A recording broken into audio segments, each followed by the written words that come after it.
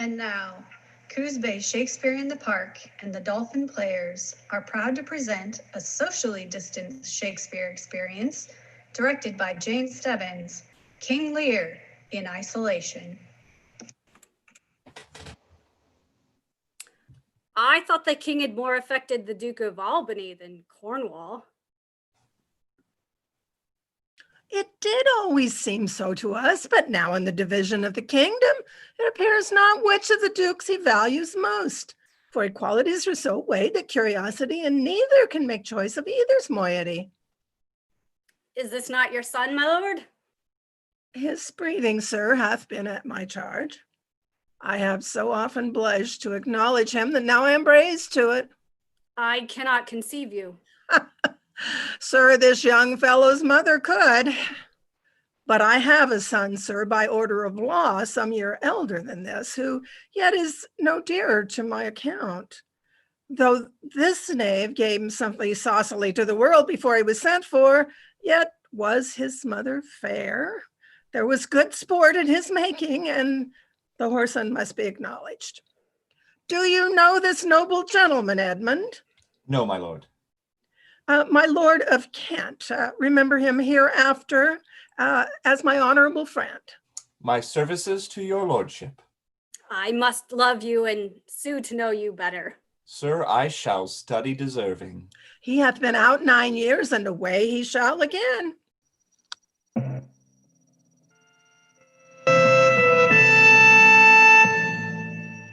The king is coming. Attend the lords of France and Burgandy, Gloucester. I shall, my lord. Meantime, we shall express our darker purpose. Give me the map, there. Know that we have divided in 3 our kingdom, and 'tis our fast intent to shake all cares and business from our age, conferring them on younger strengths, while we, unburdened, crawl toward death. We have this hour a constant will to publish our daughters' several dowers, that future strife may be prevented now. Tell me, my daughters, since now we will divest us both of rule, interest of territory, cares of state, which of you shall we say doth love us most, that we with largest bounty may extend where nature doth with merit challenge? Goneril, our eldest born, speak first.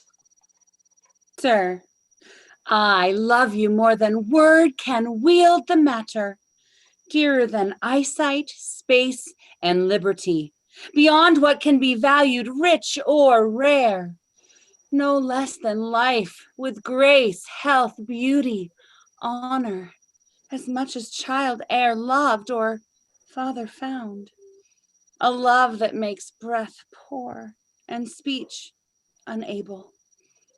Beyond all manner of so much, I love you. What shall Cordelia speak? Love and be silent. Of all these bounds, even from this line to this, with shadowy forests and with champaigns riched, with plenteous rivers and wide-skirted meads, we make thee lady. To thine and Albany's issue be this perpetual. What says our second daughter, our dearest Regan, wife of Cornwall? Speak. I am made of that self-metal as my sister, and prize me at her worth. In my true heart, I find she names my very deed of love, only she comes too short, that I profess myself an enemy to all other joys which the most precious square of sense possesses, and find I am alone felicitude in your dear highness's love. And poor Cordelia, and yet not so, since I am sure my love's more ponderous than my tongue. To thee and thine hereditary ever remain this ample third of our fair kingdom, no less in space, validity, and pleasure than that conferred on Goneril. Now, our joy, although our last and least, to whose young love the King of France and Duke of Burgandy strive to be interest, what can you say to draw a third more opulent than your sisters? Speak. Nothing, my lord. Nothing? Nothing. Nothing will come of nothing. Speak again. Unhappy that I am, I cannot heave my heart into my mouth. I love your majesty according to my bond, no more nor less. How, Cordelia? Mend your speech a little, lest you may mar your fortunes. Good my lord, you have begot me, bred me, loved me. I return those duties back as are right fit. Obey you, love you, and most honor you. Why have my sisters husbands if they say they love you all? Haply when I shall wed, that lord whose hand must take my plight shall carry half my love with him, half my care and duty. Sure, I should never marry like my sisters, to love my father all. But goes thy heart with this? Aye, my good lord. So young and so untender. So young, my lord, and true. Let it be so. Thy truth then be thy dower. For by the sacred radiance of the sun, the mysteries of Hecate and the night, by all the operation of the orbs from whom we do exist and cease to be, here I disclaim all my parental care, propinquity, and property of blood, and as a stranger to my heart and me, hold thee from this forever. Good my liege, I must Peace, protect. Kent! Come not between the dragon and his wrath. I loved her most, and thought to set my rest on her kind nursery. Hence and avoid my sight. So be my grave my peace, as here I give her father's heart from her. Call France! Who stirs? Call Burgandy! Cornwall and Albany, with my 2 daughters' dowers, digest the third. Let pride, which she calls plainness, marry her. I do invest you jointly with my power, preeminence, and all the large effects that troop with majesty. Ourself, by monthly course, with reservation of 100 nights by you to be sustained, shall our abode make with you by due turn. Only we shall retain the name and the addition to a king. The sway, revenue, execution of the rest, beloved sons, be yours. Which to confirm, this coronet part between you. Royal Lear, whom I have ever honored as my king, loved as my father, as my master followed, as my great patron thought on in my prayers. The bow is bent and drawn. Make from the shaft. Let it fall rather, though the fork invade the region of my heart. Be Kent unmannerly when Lear is mad. What wouldst thou do, old man? Thinkst thou that duty shall have dread to speak when power to flattery bows? To plainness honor's bound when majesty falls to folly. Reserve thy state, and in thy best consideration check this hideous rashness. Answer my life, my judgment. Thy youngest daughter does not love thee least, nor are those empty-hearted whose low sounds reverb no hollowness. Kent on thy life, no more. My life I never held but as a pawn to wage against thine enemies. nor fear to lose it, thy safety being motive. Out of my sight! See better, Lear, and let me still remain the true blank of thine eye. Now by Apollo! Now by Apollo, king, thou swearest thy gods in vain! Oh, vassal, miscreant! Here, sir, forbear. Kill thy physician, and thy fee bestow upon the foul disease. Revoke thy gift, or whilst I can vent clamor from my throat, I'll tell thee, thou dost evil. Hear me, recreant! On thine allegiance hear me! That thou hast sought to make us break our vows, which we durst never yet, and with strained pride to come betwixt our sentence and our power, which nor our nature nor our place can bear. Ah, potency made good, take thy reward. 5 days we do allot thee for provision to shield thee from disasters of the world, and on the 6th turn thy hated back upon our kingdom. If on the 10th day following thy banished trunk be found in our dominions, the moment is thy death. Away! By Jupiter, this shall not be revoked! Fare thee well, king, since thou wilt appear. Freedom lives hence, and banishment is here. The gods to their dear shelter take thee, maid, that justly thinkst, and hast most rightly said. And your large speeches may your deeds approve, that good effects may spring from words of love. Thus Kent, O princes, bids you all adieu. He'll shape his old course in a country new.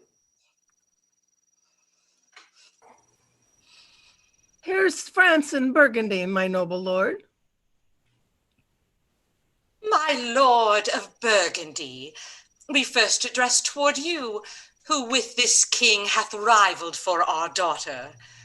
What in the least will you require in present dower with her, or cease your quest of love?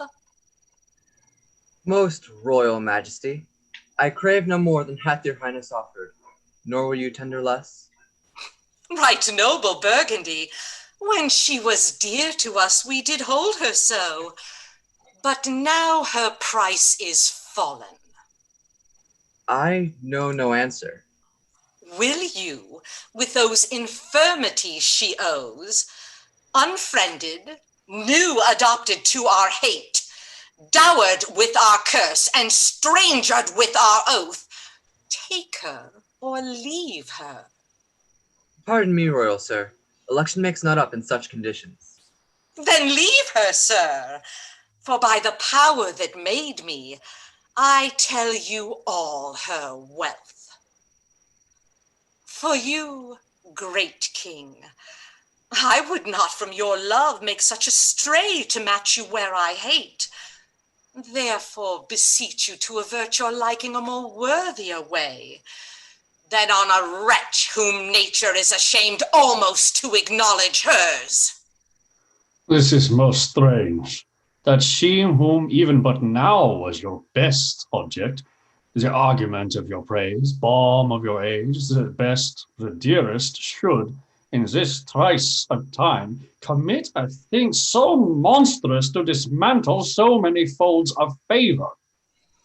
Yet beseech your majesty, if for I want that glib and oily art to speak and purpose not, since what I well intend I'll do before I speak, that you make known, it is no vicious blot, murder, or foulness, no unchaste action or dishonored step that hath deprived me of your grace and favor, but even for want of that for which I am richer, a still soliciting eye and such a tongue that I am glad I have not, though not to have it hath lost me in your liking. Better thou hadst not been born than not to have pleased me better. Is it but this, a tardiness in nature which often leaves the history unspoke that it intends to do? My lord of Burgundy, what say you to the lady, Love's not love when it is mingled with regards that stands aloof from the entire point. She is herself a dowry. Royal King, give but that portion which yourself proposed, and here I take Cordelia by the hand, Duchess of Burgundy. Nothing. I have sworn. I am firm. I am sorry then, you have so lost a father that you must lose a husband. Peace be with Burgundy. Since that respect and fortunes are his love, I shall not be his wife. Fairest Cordelia, that art most rich, being poor, most choice forsaken, and most loved despised. Thee and thy virtues here I seize upon. Be it lawful I take up what's cast away. Gods, 'tis strange that from their cold's neglect my love should enkindle to inflamed respect. Thy dowerless daughter, king, thrown to our chance, is queen of us, of ours, and our fair France. Not all the dukes of Waters-Burgandy can buy this unprized precious maid of me. Bid them farewell, Cordelia, though unkind, thou losest here a better where to find. Thou hast her, France, let her be thine, for we have no such daughter, nor shall ever see that face of hers again. Therefore be gone, without our grace, our love, our benison. Come, noble Burgundy. Bid farewell to your sisters. The jewels of our father, with washed eyes Cordelia leaves you. I know you, what you are, and like a sister am most loath to call your faults as they are named. Love well our father. To your professed bosoms I commit him. But yet, alas, stood I within his grace, I would prefer him to a better place. So farewell to you both. Ascribe not us our duty. Let your study be to content your lord, who hath received you at fortune's alms. You have obedience scanted, and well are worth the want that you have wanted. Time shall unfold what plighted cunning hides, who covers faults at last with shame derides. Well may you prosper. Come, my fair Cordelia. Sister, it is not little I have to say of what most nearly appertains to us both. I think our father will hence tonight. That is most certain, and with you, next month with us. You see how full of changes his age is. The observation we have made of it hath not been little. He always loved our sister most, and with what poor judgment he hath now cast her off appears too grossly. 'Tis the infirmity of his age, yet he hath ever but slenderly known himself. The best and soundest of his time hath been but rash.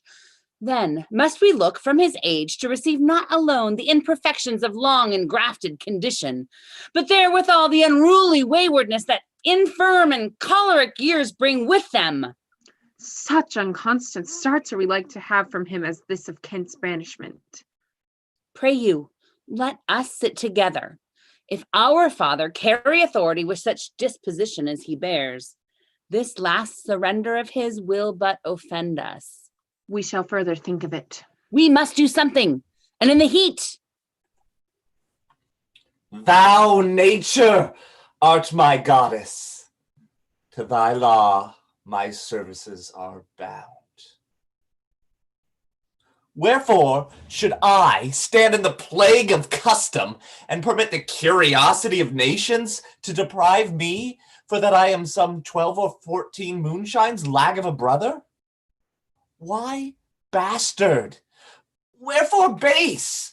When my dimensions are as well compact, my mind as generous, and my shape as true as honest madam's issue. Why brand thy us with base? With baseness? Bastardy? Base? base, who, in the lusty stealth of nature, take more composition and fierce quality than doth with a dull, stale, tired bed go to creating a whole tribe of fops got tween sleep and awake. Well then, legitimate Edgar, I must have your land. Our father's love is to the bastard Edmund as to the legitimate. Fine word, legitimate. Well, my legitimate, if this letter speed and my invention thrive, Edmund the base shall top the legitimate. I grow, I prosper. Now, gods, stand up for the bastards. Can't banish thus, and France and collar parted, and the king gone tonight, prescribed his power, confined to exhibition? All this done upon the gad. Edmund, how now, what news? So please your lordship, none. Why so earnestly seek you to put up that letter? I know no news, my lord. What paper were you reading? Nothing, my lord. No. What needed then that terrible dispatch of it into your pocket? The quality of nothing hath not such need to hide itself. Let's see. Come, if it be nothing, I shall not need spectacles. I beseech you, sir, pardon me. It is a letter for my brother that I have not all read, and for so much as I have perused, I find it not fit for your looking. Give me the letter, sir. I shall offend either to detain or give it. The contents, as in part I understand them, are to blame. Let's see. Let's see.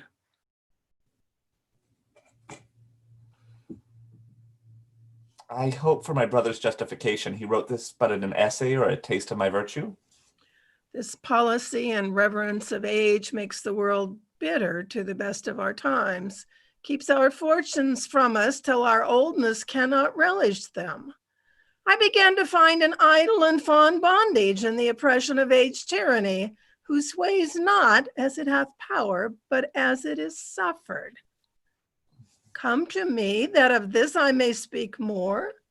If our father would sleep till I waked him, you should enjoy half his revenue forever and live the beloved of your brother. Edgar. Conspiracy. Sleep till I wake him, you should enjoy half his revenue? My son, Edgar? Had he a hand to write this? A heart and brain to breathe it in? When came you to this? Who brought it?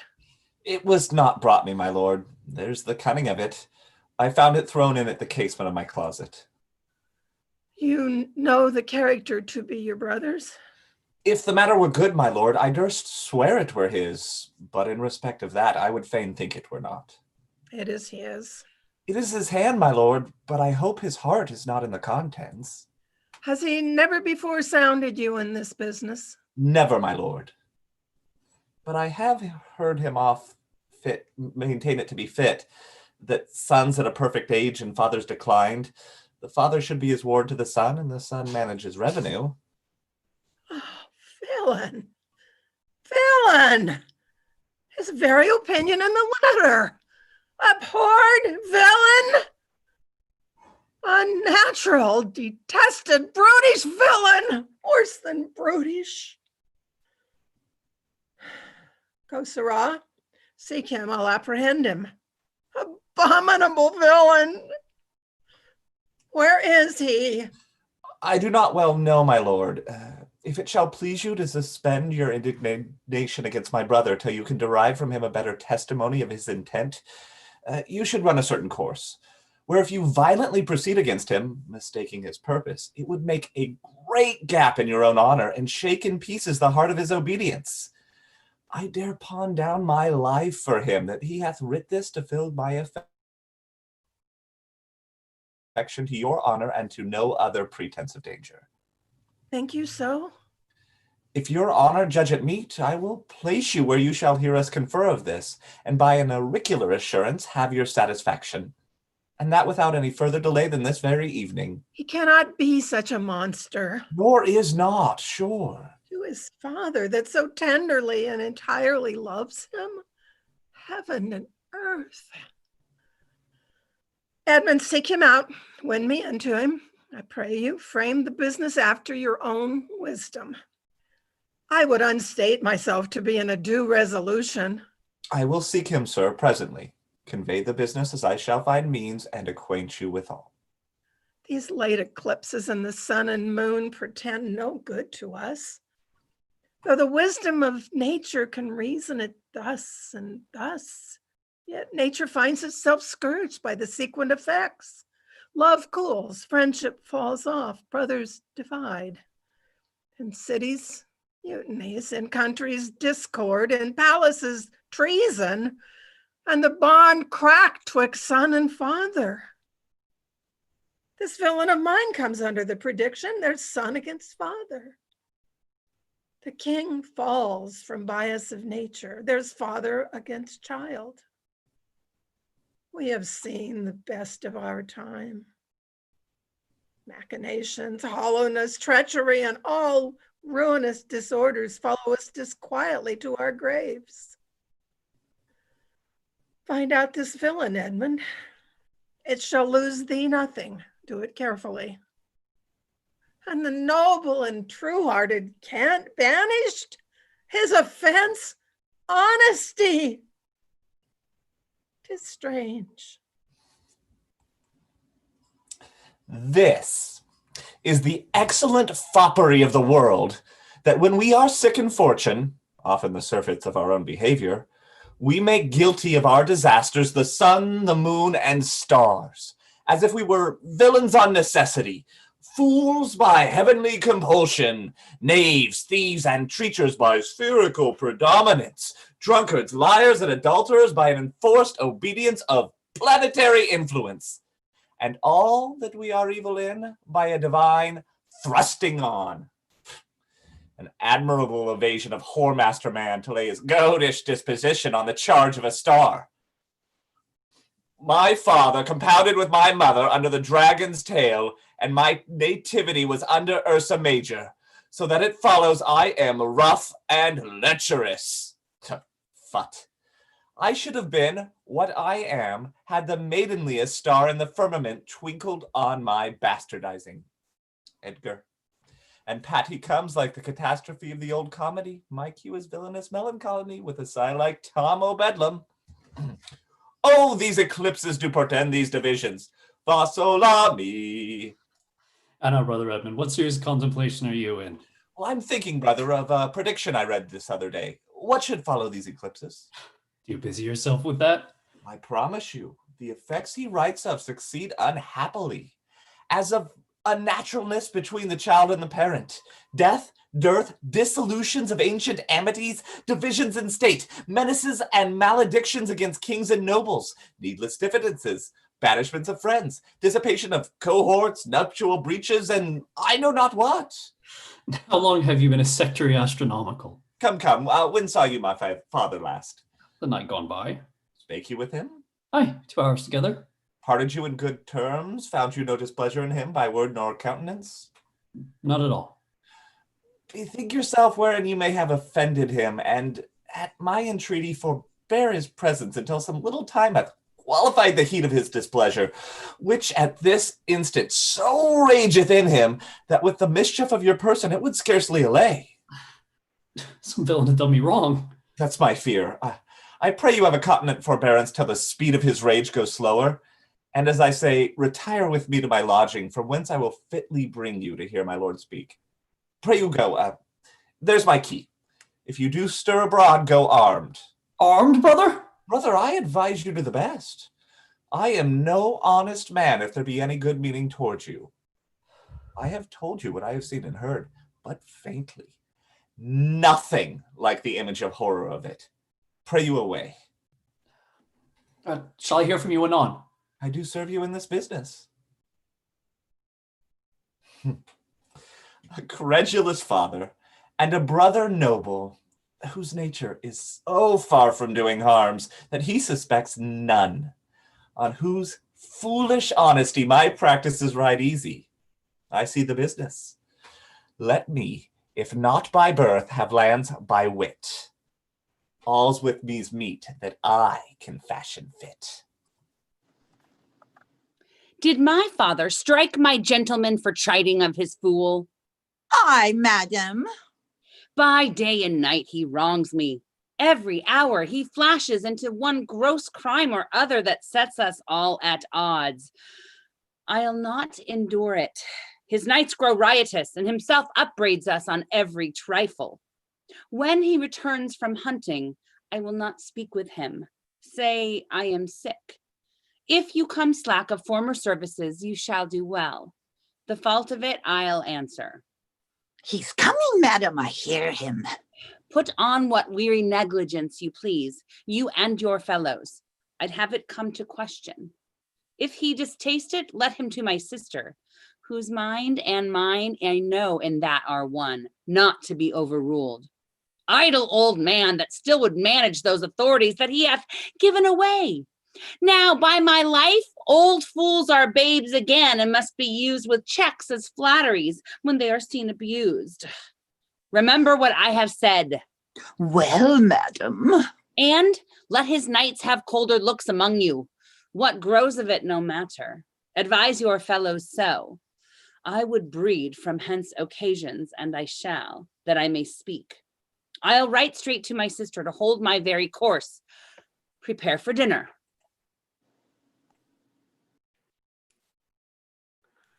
If but as well I other accents borrow, that can my speech diffuse, my good intent may carry through itself to that full issue for which I raised my likeness. Now, banished Kent, if thou canst serve where thou dost stand condemned, so may it come, thy master, whom thou lost, shall find thee full of labours.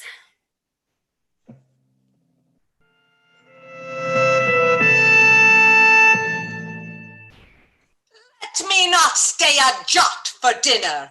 Go, get it ready. How now? What art thou? A man, sir. What dost thou profess? What wouldst thou with us? I do profess to be no less than I seem. To serve him truly that will put me in trust. To love him that is honest. To converse with him that is wise and says little. To fear judgment. To fight when I cannot choose. And to eat no fish. What art thou? A very honest-hearted fellow, and as poor as the king. If thou beest as poor for a subject as he's for a king, thou art poor enough. What wouldst thou? Service. Who wouldst thou serve? You. Dost thou know me, fellow? No, sir, but you have that in your countenance which I would fain call master. What's that? Authority. What services canst do? I can keep honest counsel, ride, run, mar a curious tale in telling it, and deliver a plain message bluntly. That which ordinary men are fit for, I am qualified in, and the best of me is diligence. How old art thou? Not so young, sir, to love a woman for singing, nor so old to dote on her for anything. I have years on my back, 48. Follow me. Thou shalt serve me. If I like thee no worse after dinner, I will not part from thee yet. Dinner! Ho! Dinner! Where's my knave, my fool?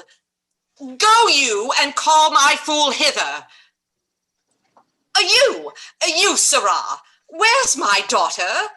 So please you. What says the fellow there? Call the clock pole back. Where's my fool? Ho! I think the world's asleep.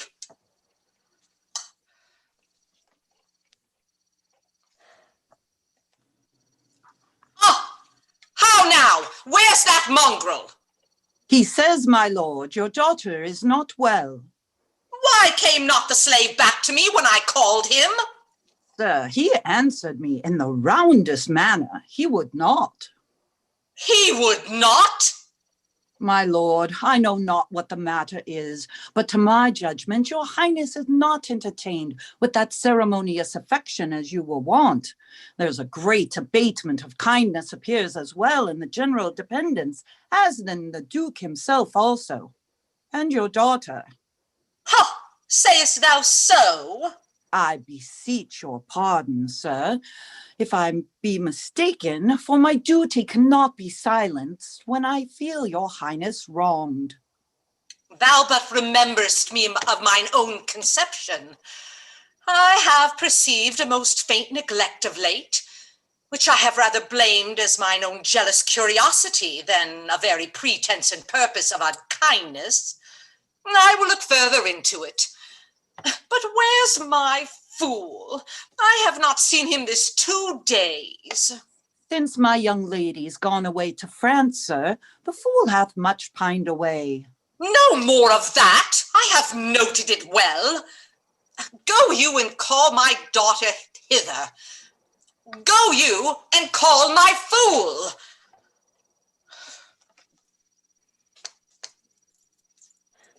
Dinner! Dinner!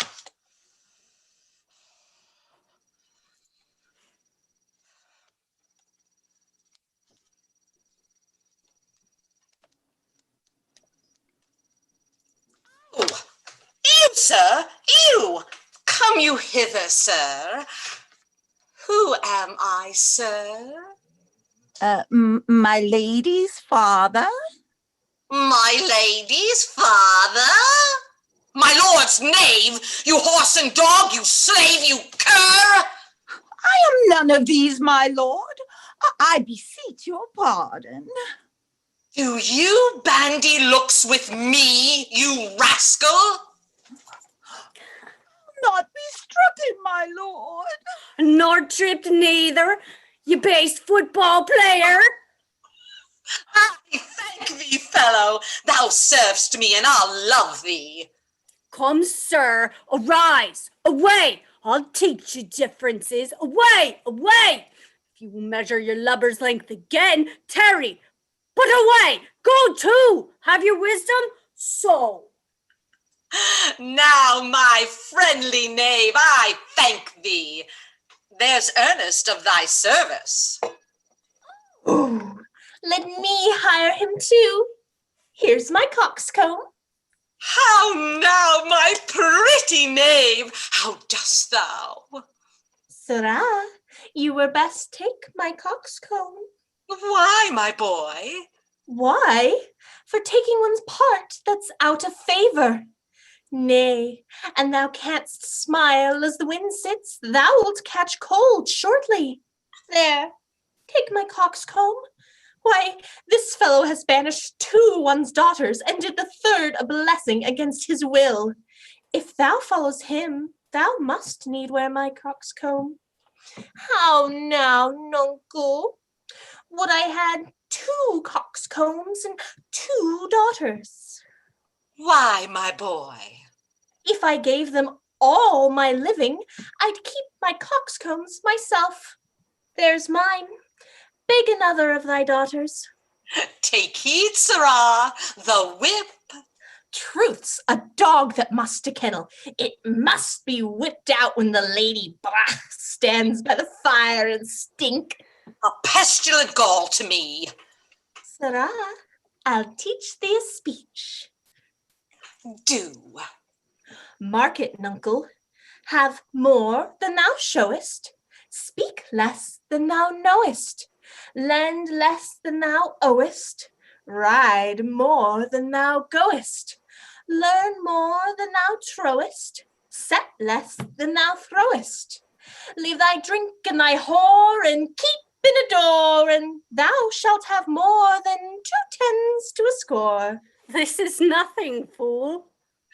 Then 'tis like the breath of an unfeed lawyer. You gave me nothing for it. Can you make no use of nothing, nuncle? Why, no, boy. Nothing can be made out of nothing. Prithee, tell him so much the rent of his land comes to. He will not believe a fool. A bitter fool. Dost know the difference, my boy, between a bitter fool and a sweet one? No, lad, teach me. That lord that counseled thee to give away thy land, come, place him here by me. Do thou for him stand. The sweet and bitter fool will presently appear, the one in motley here, and the other found out there. Dost thou call me fool, boy? All thy other titles thou hast given away, that thou was born with. This is not altogether fool, my lord. No, faith! Lords and great men will not let me. If I had a monopoly out, they would have part in it. And the ladies, too. They would not let me have all the fool myself. They'll be snatching. Nuncle, give me an egg, and I'll give thee 2 crowns. What 2 crowns shall they be? Why, after I have cut the egg in the middle and eat up all the meat, the 2 crowns of the egg. When thou clovest thy crown in the middle and gavest away both parts, thou borest thy ass or thy back in the dirt. Thou hadst little wit in thy white crown when thou gavest thy golden one away. If I speak like myself in this, let him be whipped that first finds it so. Fools had less grace in a year, for wise men are grown foppish, and know not how their wits to wear, their manners are so apish. When were you wont to be so full of song, sirrah? I have used it, nuncle, ever since thou madest thy daughters thy mothers. For when thou gavest them the rod and put down thine own breeches, then they for sudden joy did weep, and I for sorrow sung, that such a king should play bo peep, and go the fools among. Prithee, nuncle, keep a schoolmaster that can teach thy fool to lie. I would fain learn to lie. And you lie, sirrah. We'll have you whipped. I marvel at what kin thou and thy daughters are. They'll have me whipped for speaking true. Thou'lt have me whipped for lying. And sometimes I am whipped for holding my peace. I had rather be any kind of thing than a fool. And yet, I would not be thee, nuncle. Thou hast pared thy wit on both sides and left nothing in the middle. Here comes one of the parents. How now, daughter? What makes that frontlet on? Methinks you are too much elate in the frown. Thou wast a pretty fellow when thou had no need to care for her frowning. Now thou art an O without a figure. I am better than thou art now. I am a fool. Thou art nothing. Yes, forsooth, I will hold my tongue, so your face bids me, though you say nothing. Mum, he that keeps not crust nor crumb, weary of all shall want some. That's a shelled peascod. Not only, sir, this your all-licensed fool, but other of your insolent retinue do hourly carp and quarrel, breaking forth in rank and not to be endured riots. Sir, I had thought by making this well known unto you to have found a safe redress, but now grow fearful, by what yourself too late have spoke and done, that you protect this course and put it on by your allowance, which if you should, the fault would not escape censure. For you know, Nuncle, the hedge sparrow fed the cuckoo so long that it had its head bit off by its young. So out went the candle, and we were left darkling. Are you our daughter? I would you would make use of your good wisdom, whereof I know you are fraught, and put away these dispositions which of late transport you from what you rightly are. May not an ass know when the cart draws the horse? Whoop! Jug, I love thee! Does any here know me? This is not Lear. Or does Lear walk thus, speak thus? Where are his eyes? Either his notion weakens, his discernings are lethargied. Ha! Waking? 'Tis not so. Who is it that can tell me who I am?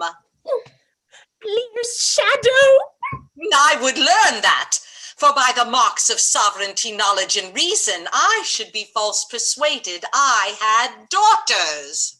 Which they would make an obedient father.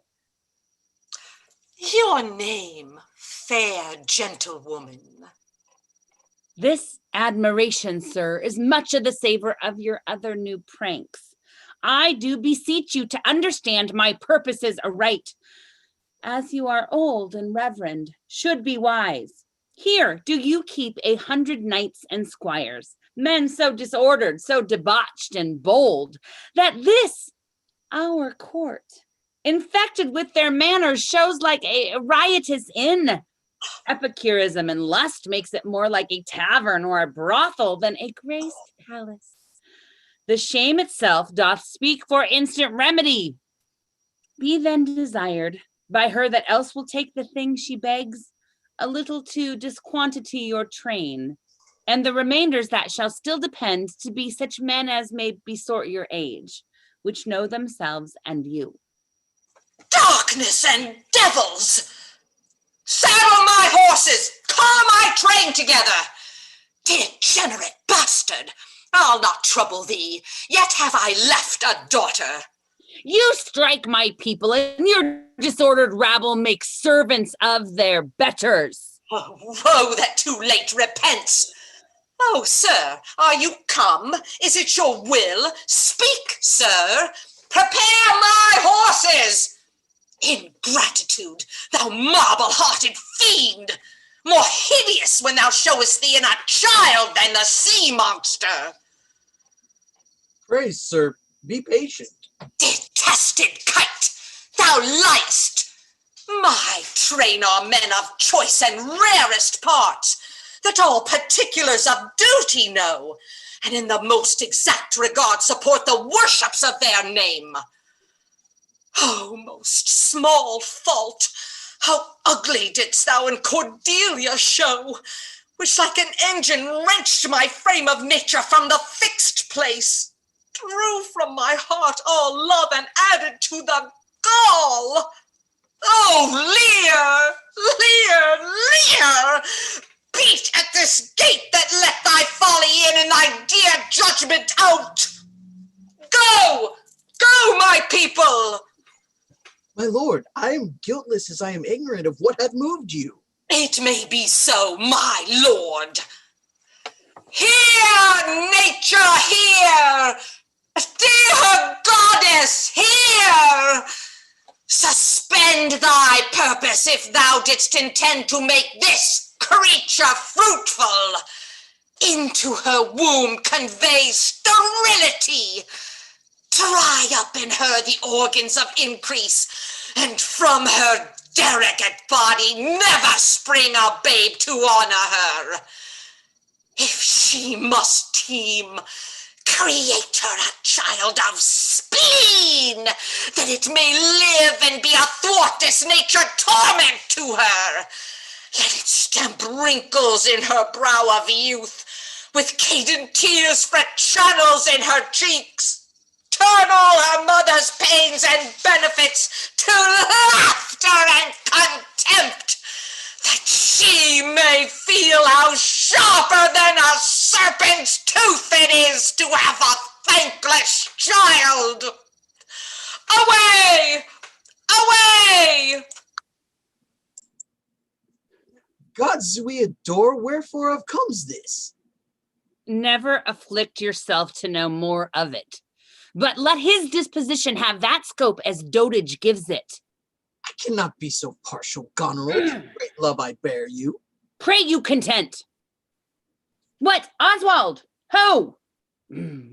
This man hath had good counsel 100 nights. 'Tis politic and safe to let him keep at point 100 nights. Yes, that on every dream, each buzz, each fancy, each complaint, dislike, he may unguard his dotage with their powers and hold our lives in mercy. Oswald, I say! Well, you may fear too far. Safer than trust too far. Let me still take away the harms I fear, not fear still to be taken. I know his heart. What he hath uttered I have writ my sister. If she sustain him in his 100 nights when I have showed the unfitness. Ah, how now, Oswald? What? Have you writ that letter to my sister? Aye, madam. Take you some company and away to horse. Inform her full of my particular fear, and thereto add such reasons of your own as may compact it more. Get you gone and hasten your return.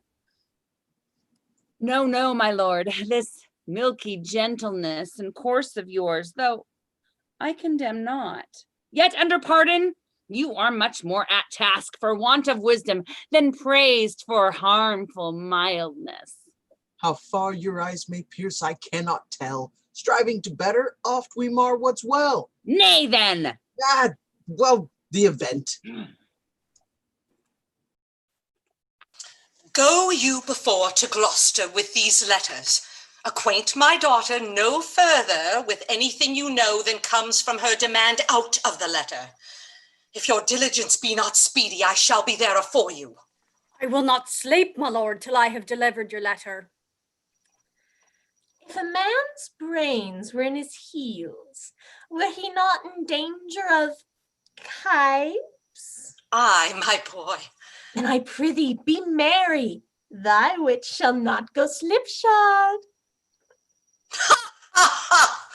Shalt see thy other daughter will use thee kindly, for though she's as like this as a crab's like an apple, yet I can tell what I can tell.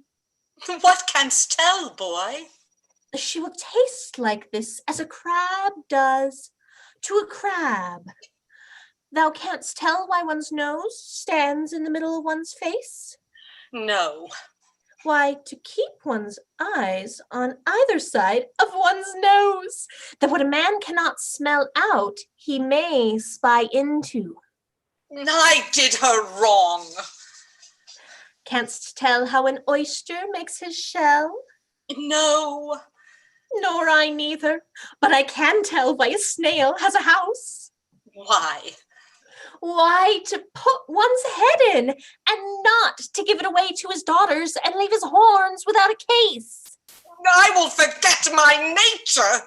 So kind a father. Be my horses ready? Thy asses are gone about him. The reason why the 7 stars are no more than 7 is a pretty reason.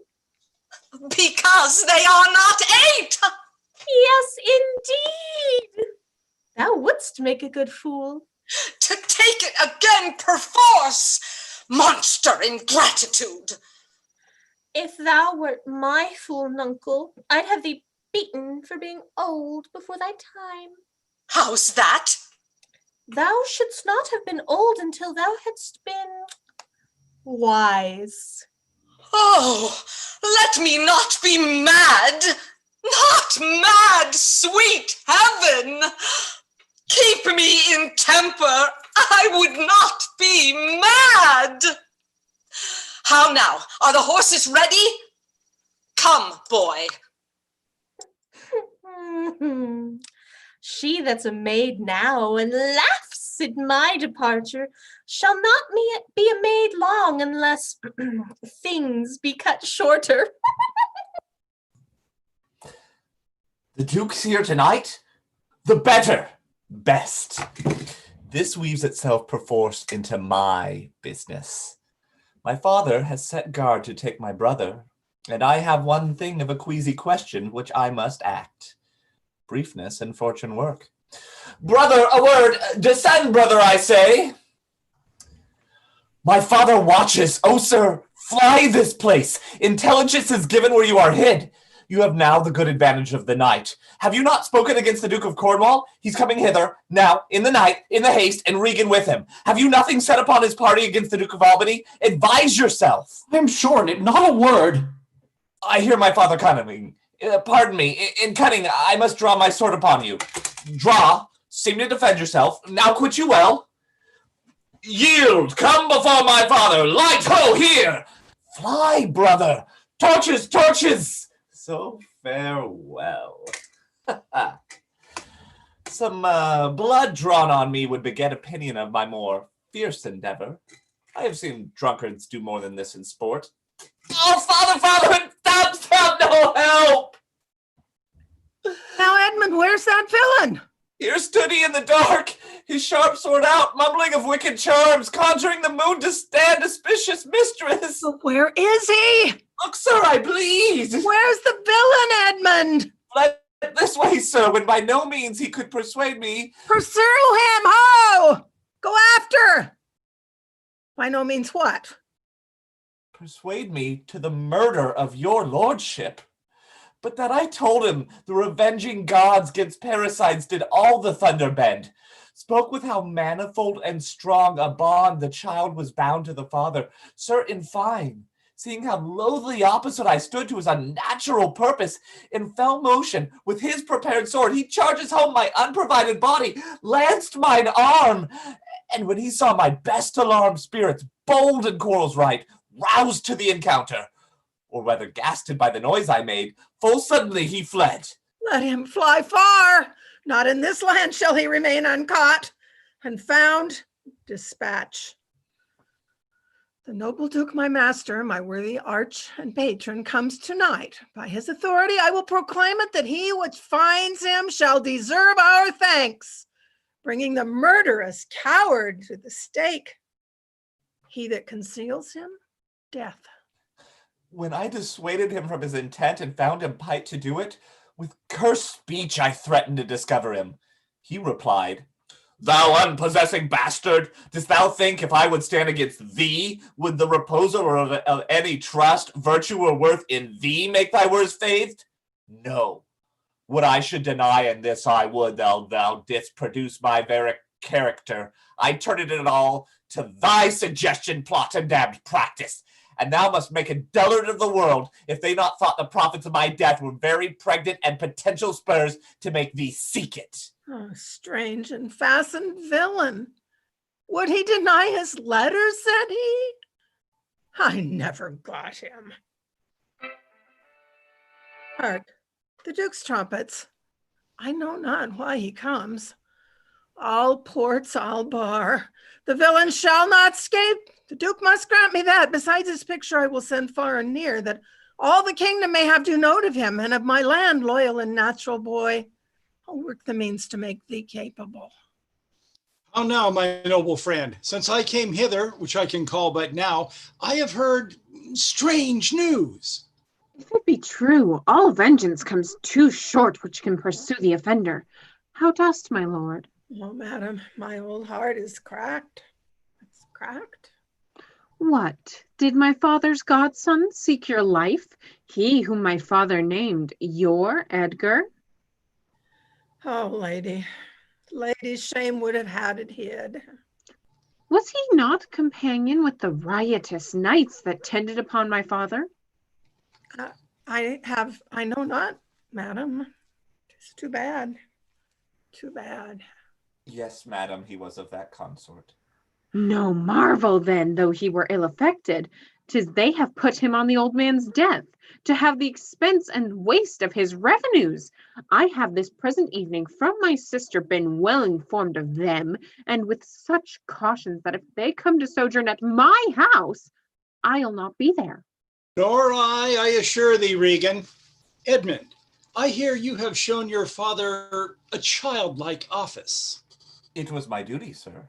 He did bewray his practice and received this hurt, you see, striving to apprehend him. Is he pursued? Ay, my good lord. If he be taken, he shall never more be feared of doing harm. Make your own purpose how in my strength you please. For you, Edmund, whose virtue and obedience doth this instant so much commend itself, you shall be ours. Natures of such deep trust we shall much need. You we first seize on. I shall serve you, sir, truly however else. For him I thank your grace. You know not why we came to visit you. Thus out of season, threading dark-eyed night, occasions, noble Gloucester, of some poise, wherein we must have use of your advice. Our father, he hath writ, so hath our sister, of differences, which I best thought it fit to answer from our home. The several messengers from hence attend dispatch.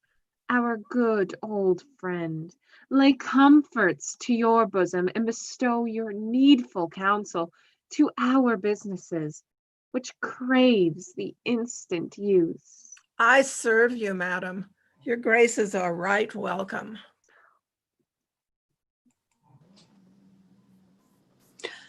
Good dawning to thee, friend.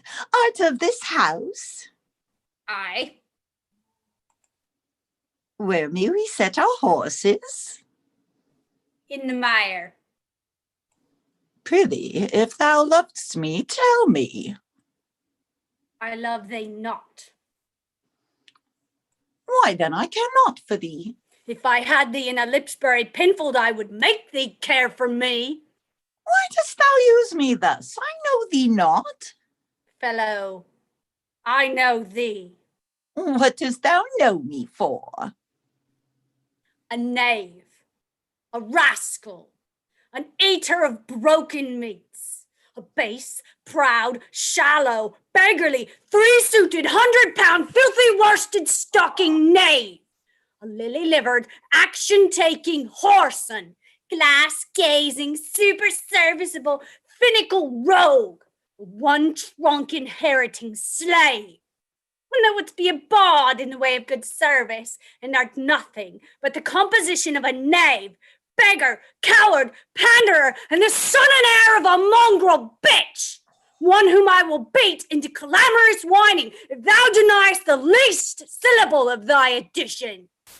Why, what a monstrous fellow thou art, to rail on one that is neither known of thee nor knows thee. What a brazen-faced varlet art thou, to deny thou knowest me. Is it 2 days since I tripped up thy heels and beat thee before the king? Draw, you rogue, for though it be night, yet the moon shines. I'll make a sup of the moonshine of you, you whoreson, cullionly barbermonger. Draw! I'll have nothing to do with thee. Draw, you rascal! You come with letters against the king and take vanity the puppet's part against the royalty of her father? Draw, you rogue, or I'll so carbonado your shanks. Draw, you rascal, come your ways. Help! Ho! Murder! Murder! Strike, you slave! Stand, rogue! Stand, you neat slave! Strike! Help! Murder! Murder! How now? What's the matter? Part! With you, goodman boy, if you please. Come on, I'll flesh you. Come on, young master. Weapons, arms, what's the matter here? Take peace upon your lives. He dies, it strikes again. What is the matter? The messengers from our sister and the king. What is your difference? Speak. Scarce in breath, my lord. No marvel, you have so besteered your valor. You cowardly rascal, nature disclaims in thee. A tailor made thee. Thou art a strange fellow. A tailor made a man? A tailor, sir. A stone cutter or a painter could not have made him so ill, though they had been but 2 years of the trade. Speak yet. How grew your quarrel? This ancient ruffian, sir, whose life I have spared on suit of his grey beard. Thou whoreson said, thou unnecessary letter! My lord, if you will give me leave, I will tread this unbolted villain into mortar and daub the wall of a jakes with him. Spare my grey beard, you wagtail. Peace, sirrah, you beastly knave. Know you no reverence? Yes, sir, but anger hath a privilege. Why art thou angry? That such a slave as this should wear a sword, who wears no honesty. Such smiling rogues as these, like rats, oft bite the holy cords of twain, which are too entrenched to unloose. Smooth every passion that in the natures of their lords rebel, being oil to fire, snow to colder moods, renege, affirm, and turn their halcyon beaks with every gale and vary of their masters, knowing not, like dogs, but following. A plague upon your epileptic visage! Smile you at my speeches as I were a fool? Goose, if I had you on Solemn Plain, I'd drive you cackling home to Camelot. What? Art thou mad, old fellow? How fell you out? Say that. No contraries hold more antipathy than I and such a knave.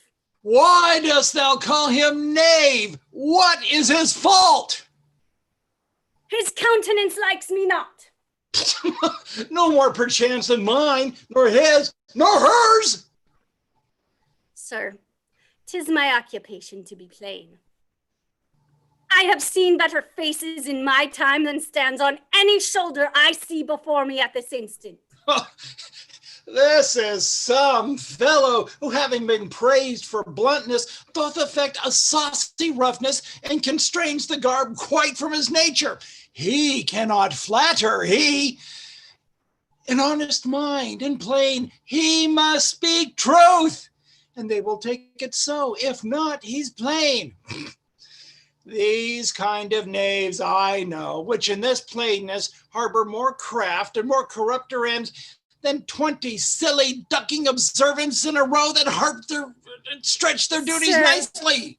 In good faith, in sincere verity, under the allowance of your great aspect, whose influence, like a wreath of radiant fire on flickering Phoebus's front.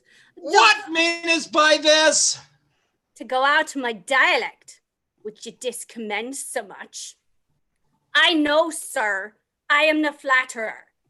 He that beguiled you in a plain accent was a plain knave, which for my part I would not be, though I should win your displeasure to entreat me to it.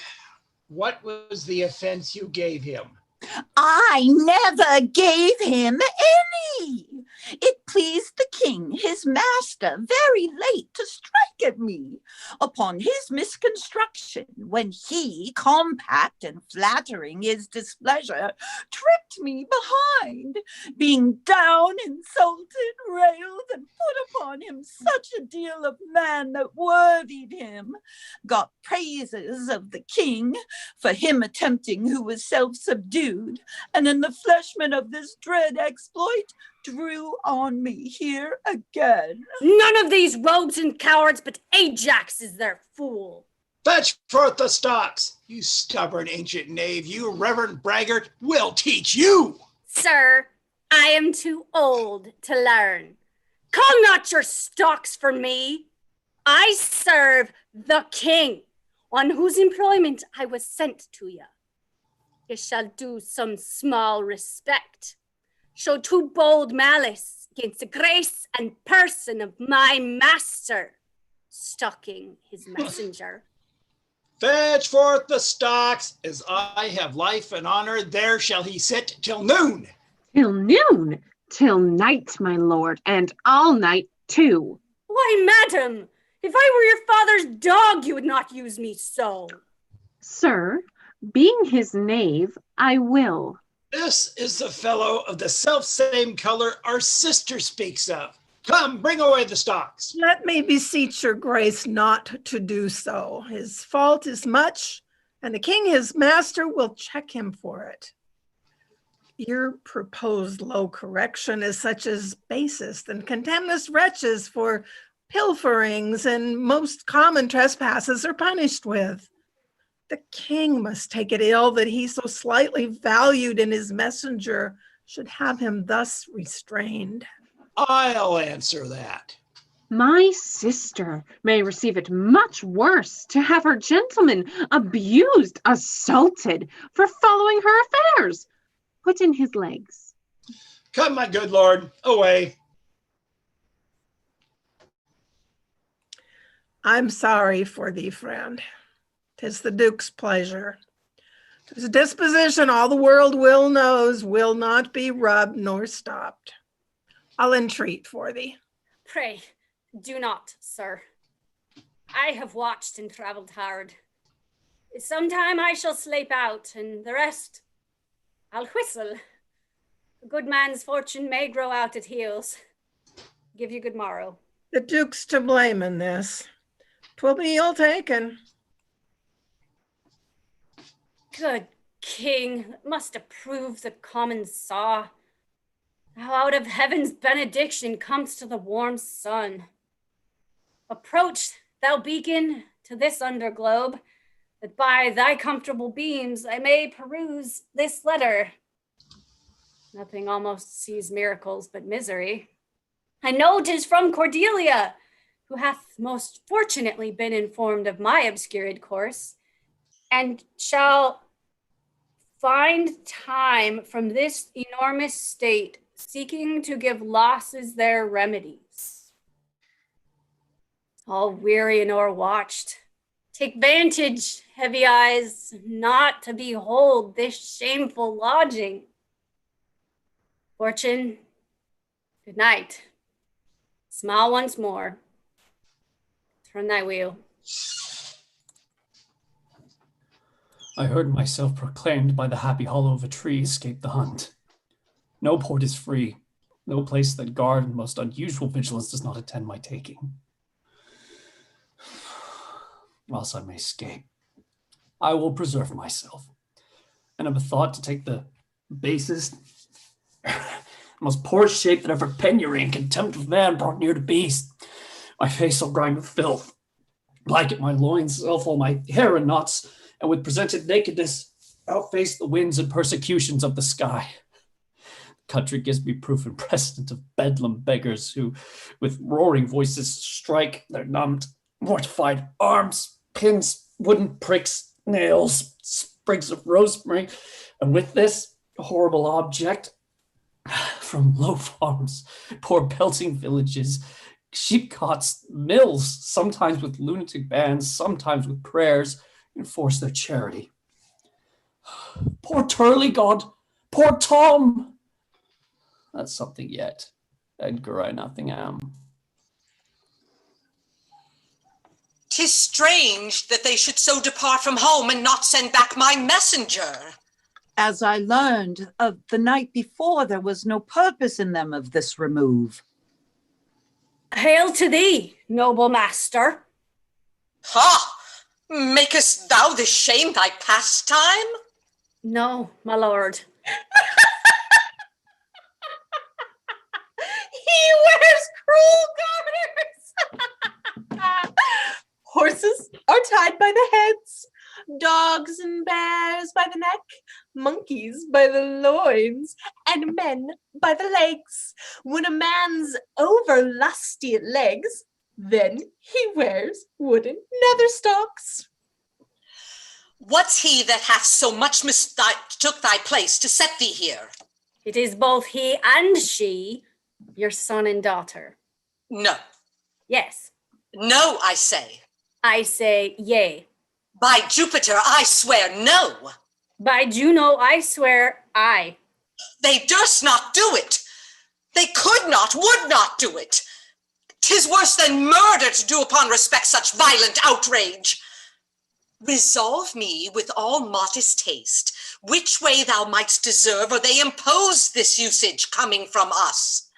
My lord, when at their home I did commend your highness's letter to them, ere I was risen from the place that showed my duty kneeling, came there a reeking post, stewed in his haste, half breathless, panting forth from Goneril his mistress's salutations, delivered letters, spite of intermission, which presently they read, on whose content they summoned up their many, straight took horse, commanded me to follow and attend the leisure of their answer, gave me cold looks, and meeting here the other messenger, whose welcome I perceived had poisoned mine, being the very fellow which of late displayed so saucily against your highness, having more man than wit about me, true.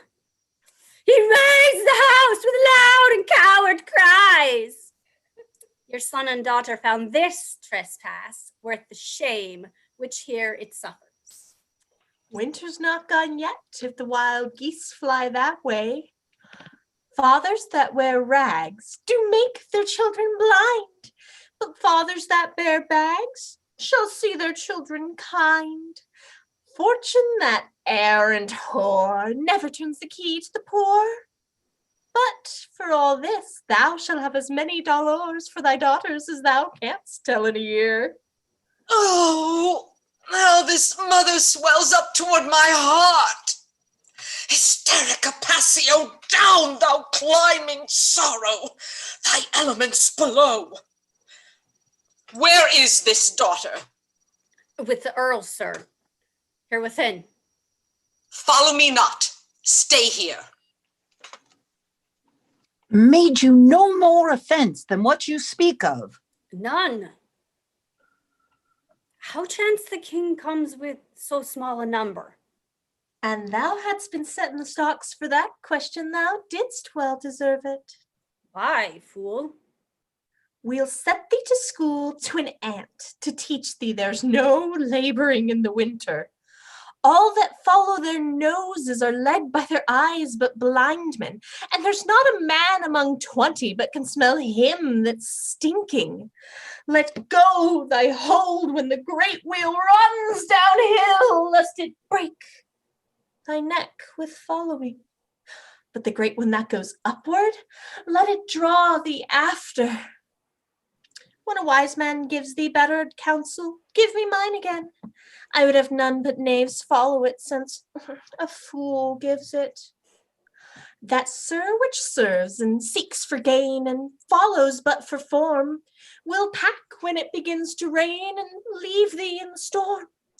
But I will tarry, the fool will stay, and let the wise man fly. The knave turns fool that runs away, the fool no knave could I. Where learned you this, fool? Not in the stocks, fool. Deny to speak with me? They are sick, they are weary, they have traveled all the night. Mere fetches, the images of revolt and flying off. Fetch me a better answer. My dear lord, you know the fiery quality of the Duke, how unremovable and fixed he is in his own course. Vengeance, plague, death, confusion, fiery, what quality? Why, Gloucester, I'd speak with the Duke of Cornwall and his wife. Well, my good lord, I have informed them so. Informed them? Dost thou understand me, man? Aye, my good lord. The king would speak with Cornwall. The dear father would with his daughter speak. Commands, tend service. Are they informed of this? My breath and blood. Fiery, the fiery Duke. Tell the hot Duke that... No, but not yet. Maybe he is not well. Infirmity doth still neglect all office whereto our health is bound. We are not ourselves when nature, being oppressed, commands the mind to suffer with the body. Death on my state! Wherefore should he sit here? This act persuades me that this remotion of the Duke and her is practice only. Give me my servant forth. Go tell the Duke and his wife I'd speak with them. Now, presently, bid them come forth and hear me. or at their chamber door, I'll beat the drum till it cry sleep to death. I would have all well betwixt you. Oh me, my heart, my rising heart. But Ride to it, nuncle, as the cockney did to the eels when she put 'em in the paste alive. She napped 'em o'er the coxcombs with a stick and cried, "Down, London's down!" 'Twas her brother that in pure kindness to his horse buttered his hay. Good morrow to you both. Hail to your grace. I am glad to see your highness. Regan, I think you are. I know what reason I have to think so. If thou shouldst not be glad, I would divorce me from thy mother's tomb, sepulchring an adulteress. Oh, are you free? Another time for that. Beloved Regan, thy sister's not. Oh, Regan, she hath tied sharp-toothed unkindness like a vulture here. I can scarce speak to thee. Thou'lt not believe with how depraved a quality. Oh, Regan. I pray you, sir, take patience. I have hope you less know how to value her desert than she to scant her duty. Say, how is that? I cannot think my sister in the least would fail her obligation. If, sir, perchance she have restrained the riots of your followers, 'tis on such ground and to such wholesome end as clears her from all blame. My curse is on her. Oh, sir, you are old. Nature in you stands on the very verge of his confine. You should be ruled and led by some discretion that discerns your state better than you yourself. Therefore, I pray you that to our sister you do make return. Say you have wronged her. Ask her forgiveness? But do you mark how this becomes the house? Dear daughter, I confess that I am old. It is unnecessary. On my knees, I beg that you will vouchsafe me raiment, bed, and food. Good sir, no more. These are unsightly tricks. Return you to my sister. Never, Regan. She hath abated me of half my train, looked black upon me, struck me with her tongue most serpent-like upon the very heart. All the stored vengeances of heaven fall on her in grateful top. Strike her young bones with lameness, you taking airs. Fie, sir, fie! You nimble lightnings, dart your blinding flames into her scornful eyes. Infect her beauty, you fen-sucked fogs, drawn by the powerful sun to fall and blister. Oh, the blessed gods! So will you wish on me when the rash mood is on? No, Regan, thou shalt never have my curse. Thy tender-hefted nature shall not give thee o'er to harshness. Her eyes are fierce, but thine do comfort and not burn. 'Tis not in me to grudge my pleasures, to cut off my train, to bandy hasty words, to scant my sizes, and in conclusion to oppose the bolt against my coming in. Thou better know'st the offices of nature, bond of childhood, effects of courtesy, dues of gratitude. Thy half of the kingdom hast thou not forgot, wherein I thee endowed. Good sir, to the purpose.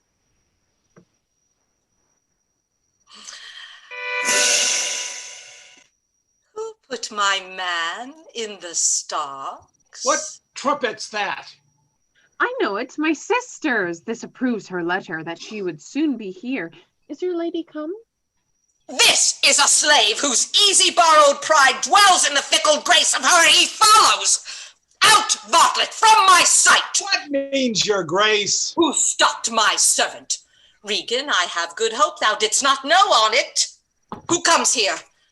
Oh, heavens, if you do love old men, if your sweet sway allow obedience, if you yourselves are old, make it your cause. Send down and take my part. How have I offended?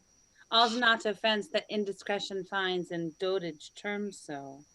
Oh, sides, you are too tough. Will you yet hold? How came my man in the stocks? I set him there, sir, but his own disorders deserve much less advancement. You? Did you? I pray you, father, being weak, seems so. If till the expiration of your month you will return and sojourn with my sister, dismissing half your train, come then to me. I am now from home and out of that provision which shall be needful for your entertainment. Return to her? And 50 men dismissed? No! Rather I abjure all roofs and choose to wage against the enmity of the air, to be comrade with the wolf and owl, necessity's sharp pinch. Return with her? Why, the hot-blooded France that dowered us took our youngest born. I could as well be brought to knee his throne and squire-like pension beg to keep base life afoot. Return with her? Persuade me rather to be slave and sumpter to this detested groom. At your choice, sir. I prithee, daughter, do not make me mad. I will not trouble thee, my child. Farewell. We'll no more meet, no more see one another. But yet thou art my flesh, my blood, my daughter. Rather a disease that's in my flesh, which I must needs call mine. Thou art a boil, a plague sore, or embossed carbuncle in my corrupted blood. But I'll not chide thee. Let shame come when it will, I do not call it. Mend when thou canst, I can be patient. I can stay with Regan, I and my 100 knights. Not altogether so. I looked not for you yet, nor am provided for your fit welcome. Give ear, sir, to my sister, for those that mingle reason with your passion must be content to think you old, and so, but she knows what she does. Is this well spoken? I dare avouch it, sir. What, 50 followers? Is it not well? What should you need of more? Yea, or so many sit that both charge and danger speak against so great a number. How in one whole house should many people under 2 commands hold amity? 'Tis hard, almost impossible. Why might not you, my lord, receive attendance from those that she calls servants, or Why from not? mine? Why not, my lord? If then they chance to slack you, we could control them. If you will come to me, for now I spy a danger. I entreat you to bring but 5 and 20. To no more will I give place or notice. I gave you all! And in good time you gave it. Made you my guardians, my depositaries, but kept a reservation to be followed with such a number. What? Must I come to you with 5 and 20? Regan, said you so? And speak it again, my lord. No more with me. Those wicked creatures yet do look well favored when others are more wicked. Not being the worst stands in some rank of praise. I'll go with thee. Thy 50 yet doth double 5 and 20, and thou art twice her love. Hear me, my lord. What need you 5 and 20, 10, or 5, to follow in a house where twice so many have a command to tend you? What need 1? Oh, reason not the need. Thou art a lady. If only to go warm were gorgeous, why, nature needs not what thou gorgeous wearest, which scarcely keeps thee warm. But for true need, you heavens, Give me that patience I need. You see me here, you gods, a poor old man as full of grief as age, wretched in both. If it be you that stirs these daughters' hearts against their father, fool me not so much. Touch me with noble anger, and let not women's weapons water drops stain my cheeks. No, you unnatural hags! I will have such revenges on you both that all the world shall. I will do such things. What they are yet I know not, but they shall be the terrors of the earth. You think I'll weep? No, I'll not weep. I have full cause of weeping, but this heart shall break into 100,000 flaws, or ere I'll weep. Oh, fool, I shall go mad. Let us withdraw, 'twill be a storm. This house is little. The old man and his people cannot be well bestowed. 'Tis his own blame hath put himself from rest, and must needs taste his folly. For his particular, I'll receive him gladly, but not one follower. So am I purposed. Where is my Lord of Gloucester? Followed the old man forth. He's returned. The king is in high rage. Whither's he going? He calls to horse, but will I not know whither? 'Tis best to give him way. He leads himself. My lord, entreat him by no means to stay. Lack, the night comes on, and the high winds do sorely ruffle. For many miles about there's scarce a bush. Oh, sir, to willful men, the injuries that they themselves procure must be their schoolmasters. Shut up your doors. He is attended with a desperate train, and what they may incense him to, being apt to have his ear abused. Wisdom bids fear. Shut up your doors, my lord. 'Tis a wild night. My Regan counsels well. Come out of the storm. Who's there, besides foul weather? One minded like the weather, most unquietly. I know ya. Where's the king?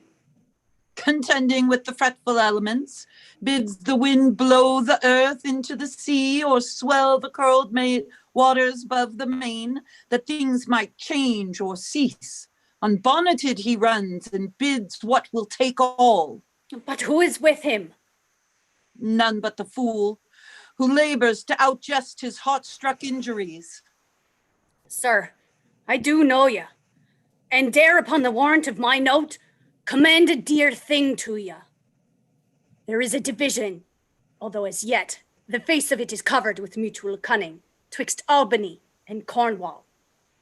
From France there comes a power into this scattered kingdom. Now to ya.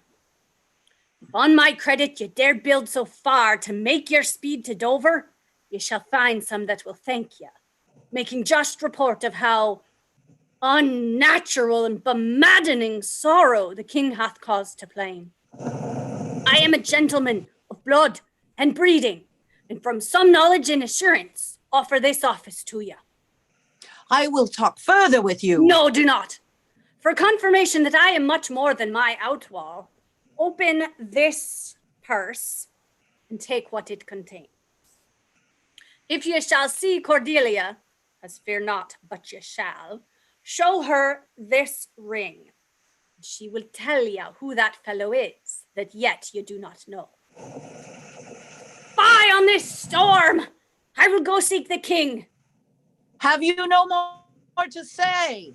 Few words, but to effect more than all yet, that when we have found the king, in which you're pained that way, and I'll this, he that first lights on him, holla the other.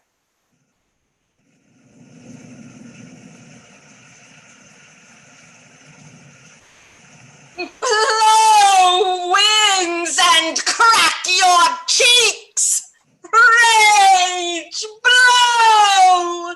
You cataracts and hurricanos, spout till you have drenched our steeples! Drown the cock! You sulphurous and thought-executing fires, vaunt couriers of oak-cleaving thunderbolts, singe my white head, and thou, all shaking thunder, strike flat the thick rotundity of the world, crack nature's molds, all German spill at once that makes ingrateful man. Oh, Nuncle, pour holy water in a dry house is better than this rainwater out of doors. Good Nuncle, in, ask thy daughter's blessing. Here's a knight pities neither wise men nor fools. Rumble thy belly full, spit fire, spout rain, nor rain, wind, thunder, fire are my daughters. I tax you not, you elements, with unkindness. I never gave you kingdom, called you children. You owe me no subscription. Then let fall your horrible pleasure. Here I stand your slave, a poor, infirm, weak, and despised old man. But yet I call you servile ministers, that will with two pernicious daughters join your high-engendered battles against a head so old and white as this. Oh, 'tis foul. He that has a house to put one's head in has a good headpiece. The codpiece that will house before the head has any, the head and he shall louse, so beggars marry many. The man that makes his toe what he his heart should make shall of a corn cry woe and turn his sleep to wake. For there was never yet a fair woman, but she made mouse in a glass. No, I will be the pattern of all patience. I will say nothing. Who's there? Mary, it's Grace and a codpiece. That's a wise man and a fool. Alas, sir, are you here? Things that love night love not such nights as these. The wrathful skies gallow the very wanderers of the dark, and make them keep their caves. Since I was a man, such sheets of fire, such bursts of horrid thunder, such groans of roaring wind and rain, I ne'er remember to have heard. Man's nature cannot carry the affliction, nor the fear.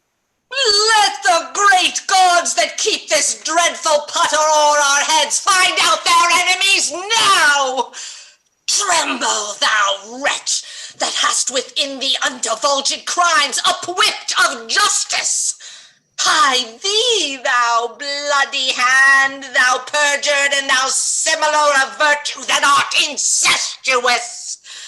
Caitiff to pieces shake, that under covert and convenient seeming has practiced on man's life. Close pent-up guilt, rive your concealing countenance, and cry thee summoner's grace. I am a man more sinned against than sinning. Alack, bareheaded, gracious my lord, hard by here is a hovel. Some friendship it will lend you against the tempest. Repose ye there, while I to this hard house, more harder than the stones whereof 'tis raised, which even now, demanding after ye, denied me to come in, return and force their scanted courtesy. My wits begin to turn. Come on, my boy. How dost, my boy? Art cold? I am cold myself. Where is this straw, my fellow? The art of our necessities is strange and can make vile things precious. Come, your hovel. Poor fool and knave. I have one part in my heart that's sorry yet for thee. He that has and a little tiny wit with hay, oh, the wind and the rain must make content with his fortunes fit, though the rain it raineth every day. True, my good boy. Come, bring us to this hovel. Ah, this is a brave night to cool a courtesan. I'll speak a prophecy ere I go. When priests are more in word than matter, when brewers mar their malts with water, when every case in law is right, no squire in debt, nor no poor knight, when slanderers do not live in tongues, and cut-purses come not to throngs, then shall the realm of Albion come to great confusion. Then comes the time, who lives to see it, that going shall be used with feet. This prophecy Merlin shall make, for I lived before his time. Alack, alack, Edmund, I liked not this unnatural dealing. When I desired their leave that I might pity him, they took from me the use of mine own house, charged me on pain of perpetual displeasure, neither to speak of him, entreat for him, or in any way sustain him. Most savage and unnatural. Go to, say you nothing. There is division between the dukes, and a worse matter than that. I have received a letter this night. 'Tis dangerous to be spoken. I have locked the letter in my closet. These injuries the king now bears will be revenged home. There's part of a power already footed. We must incline to the king. I will look him and privily relieve him. Go you and maintain talk with the duke, that my charity be not of him perceived. If he ask for me, I am ill and gone to bed. If I die for it, as no less has threatened me, the king, my old master, must be relieved. There's strange things toward Edmund. Pray you be careful. This courtesy forbid thee shall the duke instantly know, and of that letter too. It seems a fair deserving, and must draw me that which my father loses, no less than all. The younger rises when the old doth fall. Here is the place, my lord. Good my lord, enter. The tyranny of the open night's too rough for nature to endure. Let me alone. Good my lord, enter here. Wilt break my heart? I'd rather break mine own. Good my lord, enter. Thou think'st 'tis much that this contentious storm invades us to the skin. So 'tis to thee. But where the greater malady is fixed, the lesser is scarce felt. Thou'lt shun a bear, but if thy flight lay toward the roaring sea, thou'dst meet the bear in the mouth. When the mind's free, the body's delicate. This tempest in my mind doth from my senses take all else save what beats there. Filial ingratitude! Is it not as this mouth should tear this hand for lifting food to it? But I will punish home. No, I will weep no more. In such a night to shut me out. Pour on, I will endure. In such a night as this, oh, Regan, Goneril, your old kind father whose frank heart gave all. Oh, that way madness lies. Let me shun that, no more of that. Good my lord, enter here. Prithee, go in thyself. Seek thine own ease. This tempest will not give me leave to ponder on things would hurt me more. But I'll go in. In, boy. Go first. You houseless poverty. Nay, get thee in. I'll pray and then I'll sleep. Poor naked wretches, wheresoe'er you are, that bide the pelting of this pitiless storm.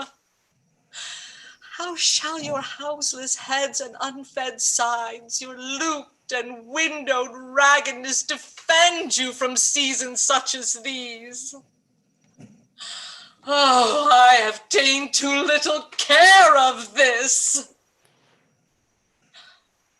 Take physic, pomp, expose thyself to feel what wretches feel, that thou mayest shake the superflux to them and show the heavens more just. Oh, fathom and half, poor Tom! Come not in here, Knuckle! Here's a spirit! Help me! Help me! Who's there? A spirit! A spirit! He says his name's poor Tom! What art thou that dost grumble there in the straw? Come forth! Away! The foul fiend follows me. Through the sharp hawthorn blows the cold wind. Go to thy cold bed and warm thee. Didst thou give all to thy daughters, and art thou come to this? Who gives anything to poor Tom, whom the foul fiend hath led through fire and through flame, through ford and whirlpool, or bog and quagmire, that laid knives under his pillow and halters in his pew, set ratsbane by his porridge, made him proud of heart, to ride on a bay-trotting horse over 4-inch bridges, to course his own shadow for a traitor? Bless thy 5 wits, Tom's a cold.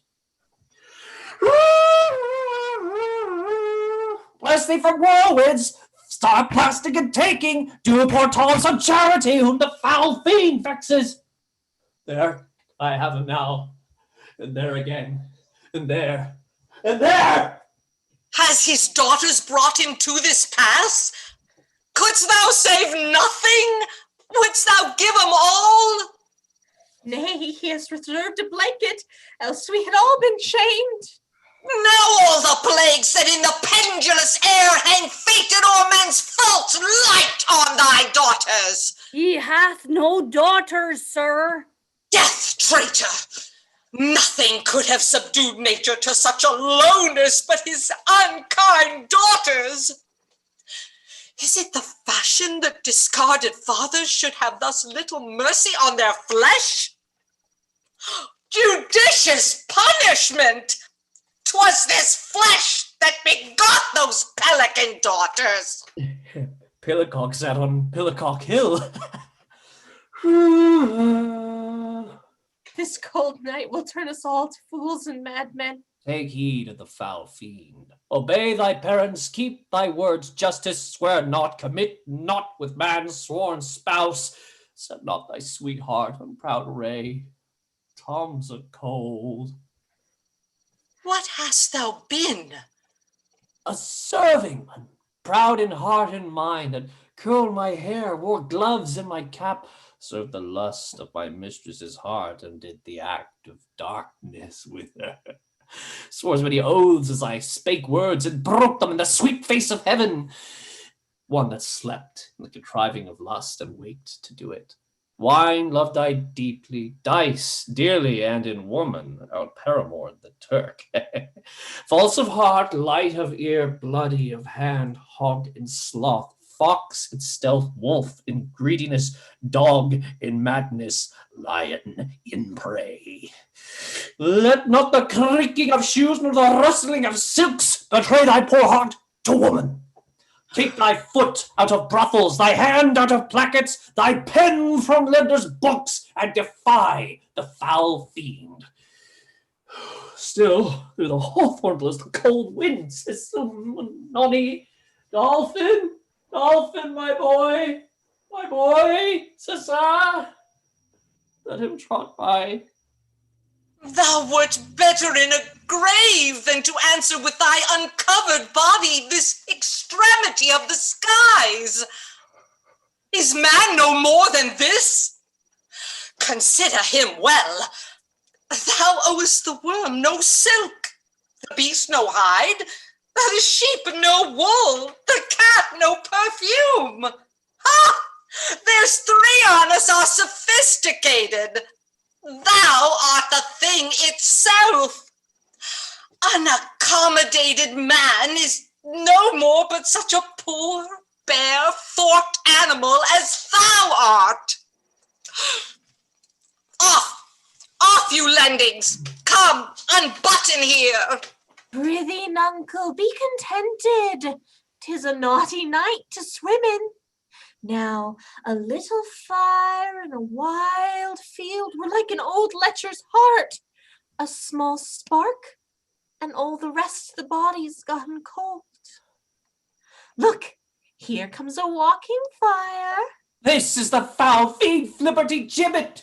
He begins at curfew and walks to the first cock. He gives the web and the pin, squints the eye and makes the hare lip, mildews the white wheat and hurts the poor creature of earth. Swivel-footed, thrice the old, he met the nightmare and her ninefold, bid her alight and her troth plight, and right thee, witch, right thee. How fares your grace?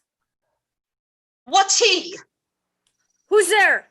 What is it you seek? What are you there? Your names? Poor Tom, that eats the swimming frog, the toad, the tadpole, the walnut, and the water, that in the fury of his heart with the foul fiend rages, each care God for silence, swallows the old rat, and the ditch dog, drinks the green mantle of the standing pool, who is whipped from tithing to tithing and stopped, punished and imprisoned, with 3 suits to his back, 6 shirts to his body. Horse to ride and weapon to wear, but mice and rats and such small deer have been Tom's food for 7 long year. Beware my follower. Peace, Smokin, peace, thou fiend! What, hath your grace no better company? The Prince of Darkness is a gentleman. Modo he's called, and Mahu. Our flesh and blood, my lord, is grown so vile that it doth hate what gets it. Poor Tom's a cold. Go in with me. My duty cannot suffer to obey in all your daughters' hard commands, though their injunction be to bar my doors and let this tyrannous night take hold upon you. Yet have I ventured to come seek you out and bring you where both fire and food is ready. First, let me talk with this philosopher. What is the cause of thunder? Good my lord, take his offer. Go into I'll talk a word with this same learned Theban. What is your study? How to prevent the fiend and to kill vermin. Let me ask you one word in private. Importune him once more to go, my lord. His wits begin to unsettle. Canst thou blame him? His daughters seek his death. That good Kent, he said it would be thus, poor banished man. Thou sayest the king grows mad. I'll tell thee, friend, I am almost mad myself. I had a son, now outlawed from my blood. He sought my life, but lately, very late, I loved him, friend. No father his son dearer. True to tell thee, the grief hath crazed my wits. What a night's this! I do beseech your grace. Oh, cry you mercy, sir!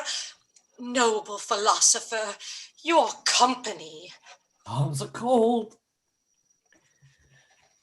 And fellow, there into the hovel. Keep thee warm. Come, let's in all. This way, my lord. With him, I will keep still with my philosopher. Good my lord, soothe him. Let him take the fellow. Take him you on. Sarah, come on, go along with us. Come, good Athenian. No words, hush. Child Roland to the Dark Tower came. His word was still fee, foe, and fum. I smelled the blood of a British man. I will have my revenge ere I depart his house. My lord, I may be censured that nature thus gives way to loyalty. Something fears me to think of. I now perceive it was not altogether your brother's evil disposition made him seek his death, but a provoking merit set at work by a reprovable badness in himself. How malicious is my fortune, that I must repent to be just. This is the letter he spoke of, which approves him an intelligent party to the advantages of France. Oh, heavens, that this treason were not, or not I, the detector. Go with me to the Duchess. If the matter of this paper be certain, you have mighty business in hand. True or false, it hath made thee Earl of Gloucester. Seek out where thy father is, make him ready for our apprehension. If I find him comforting the king, it will stuff his suspicion more fully. I will persevere in my course of loyalty, though the conflict be sore between that and my blood. I will lay trust upon thee, and thou wilt find a dearer father in my love. Here is better than the open air. Take it thankfully. I will piece out the comfort with what addition I can. I will not be long from you. All the power of his wits have given way to his impatience. The gods reward your kindness. Rataretto calls me and tells me Nero is an angler in the lake of darkness. Pray, innocent, and beware the foul fiend.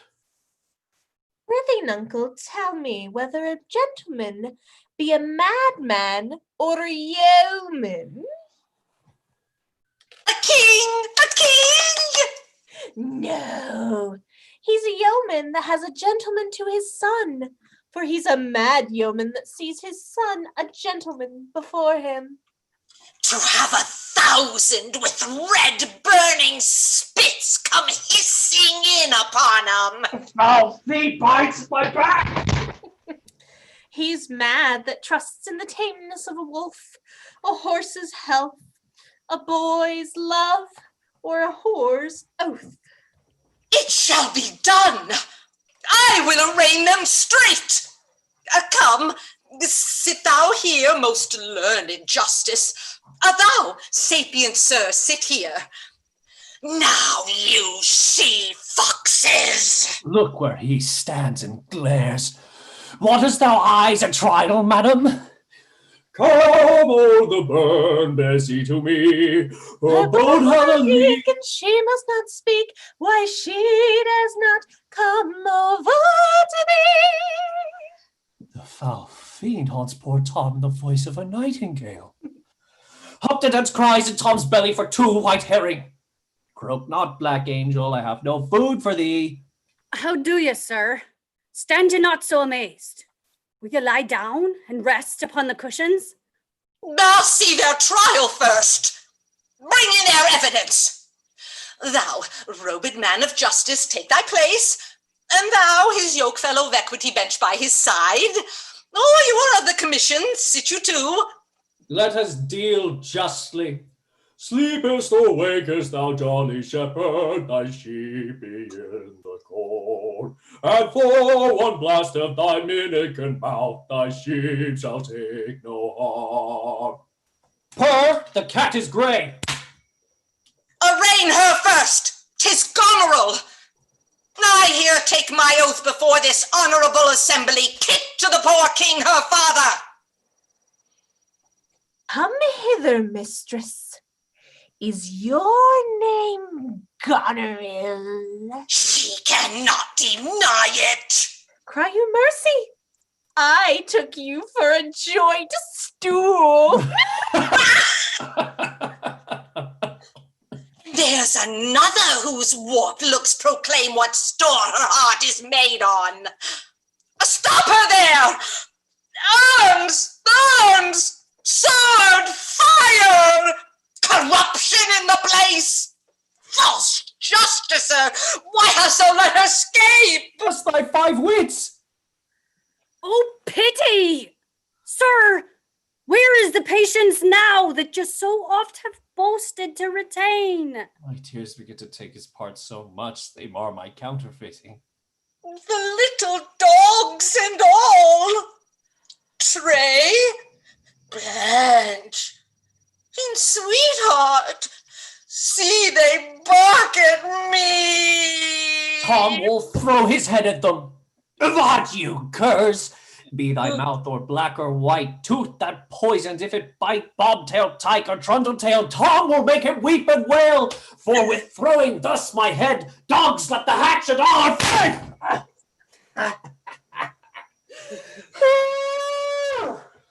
So I come, march to wakes and fairs and market towns. For Tom, thy horn is dry.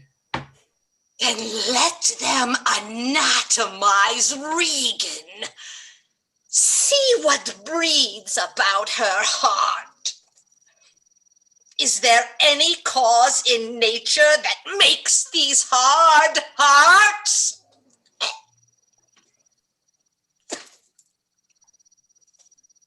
You, sir, I entertain you for one of my 100. Only I do not like the fashion of your garments. You will say they are Persian, but let them be changed. Now, good my lord, lie here and rest a while. Make no noise. Make no noise. Draw the curtains. So, we'll go to supper in the morning. Now go to bed at noon. Come hither, friend. Where is the king, thy master? Here, sir, but trouble him not. His wits are gone. Good friend, I prithee, take him in thy arms. I have overheard a plot of death upon him. There's a letter ready, lay him in it, and drive toward Dover, friend, where thou shalt meet both welcome and protection. Take up thy master. If thou shouldst dally half an hour, his life like thine, and all that offer to defend him stand in assured loss. Take up.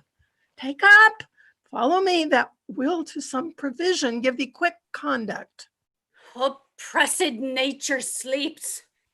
This rest might yet have balmed thy broken sinews, which, if convenience will not allow, stand in hard cure. Come, help to bear thy master. Thou must not stay behind. Come away.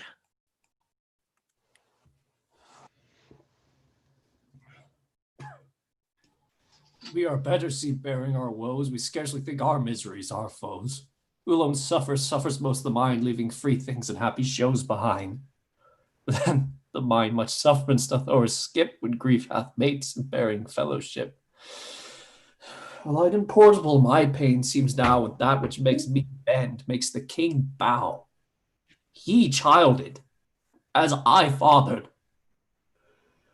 Tom, away, mark thy noises and thyself bewray, when false opinion whose wrong thoughts defile thee, in thy just proof repeals and reconciles thee.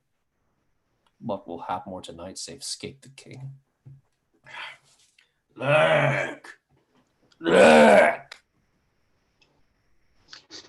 Post speedily to my lord your husband. Show him this letter. The army of France is landed. Seek out the traitor Gloucester. Hang him instantly. Pluck out his eyes. Leave him to my displeasure. Edmund, keep you our sister company. The revenges we are bound to take upon your traitorous father are not fit for your beholding. Advise the Duke where you are going to a most festinate preparation. We are bound to the like. Our posts shall be swift and sure betwixt us. Farewell, dear sister. Farewell, my lord of Gloucester. How now? Where's the king?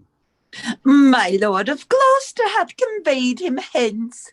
Some 5 or 36 of his knights, hot questrists after him, met him at gate, who, with some other of the lord's dependents, are gone with him towards Dover, where they boast to have well-armed friends. Get horses for your mistress. Farewell, sweet lord and sister. Edmund, farewell. Go seek the traitor Gloucester. Pinion him like a thief. Bring him before us. Though well we may not pass upon his life without the form of justice, yet our power shall do courtesy to our wrath, which men may blame, but not control. Who's there? The traitor? Ingrateful fox 'tis he. Bind fast his corky arms. What means your graces? Good my lord, consider you are my guests. Do me no foul play, friends. Bind him, I say. Hard, hard, oh filthy traitor! Unmerciful lady as you are, I'm none. To this chair bind him. Villain, thou shalt find that I am not to be trifled with. By the kind gods, 'tis most ignobly done to pluck me by the hair. So white and such a traitor? Haughty lady, these hairs which thou dost ravage from my head will quicken and accuse thee. I am your host. With robber's hands, my hospitable favors you should not ruffle thus. What will you do? Come, sir, what letters had you late from France? Be simple answered, for we know the truth. And what confederacy have you with the traitors late-footed in the kingdom? To whose hands you have sent the lunatic king? Speak. I have a letter guessingly sent down, which came from one that's of a neutral heart, not from one opposed. Cunning! And false! Where hast thou sent the king? To Dover. Wherefore to Dover? Wast thou not charged at peril? Wherefore to Dover? Let him answer that. I am tied to the stake and I must stand the course. Wherefore to Dover? Because I would not see thy cruel nails pluck out his poor old eyes, nor thy fierce sister in his anointed flesh stick boorish fangs. The sea, with such a storm as his bare head in hell-black night endured, would have buoyed up and quenched the stellar fires. Yet, poor old heart, he hoped the heavens to rain. If wolves had at thy gate howled that stern time, thou shouldst have said, good porter, turn the key. All cruels they'll subscribe. But I shall see the winged vengeance overtake such children. See it, thou shalt never. Fellows, hold the chair. Upon these eyes of thine, I'll set my foot.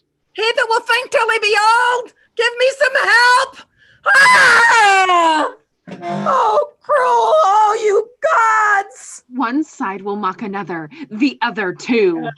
If you see vengeance. Hold your hand, my lord. I have served you ever since I was a child, but better service have I never done you than now to bid you hold. How now, you dog? If you did wear a beard upon your chin, I'd shake it on this quarrel. What do you mean? My villain? Nay then, come on and take the chance of anger. Give me thy sword. A peasant, stand up thus. Oh, I am slain. My lord, you have one eye left to see some mischief on him.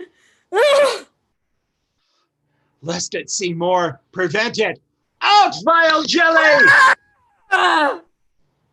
Where is thy luster now? Oh, dark and comfortless. Where's my son, Edmund? Edmund! Edmund! All the sparks of nature enkindle them to quit this horrid act. Out, treacherous villain. Thou call'st on him that hates thee. It was he that made the overture of thy treasons to us, who is too good to pity thee.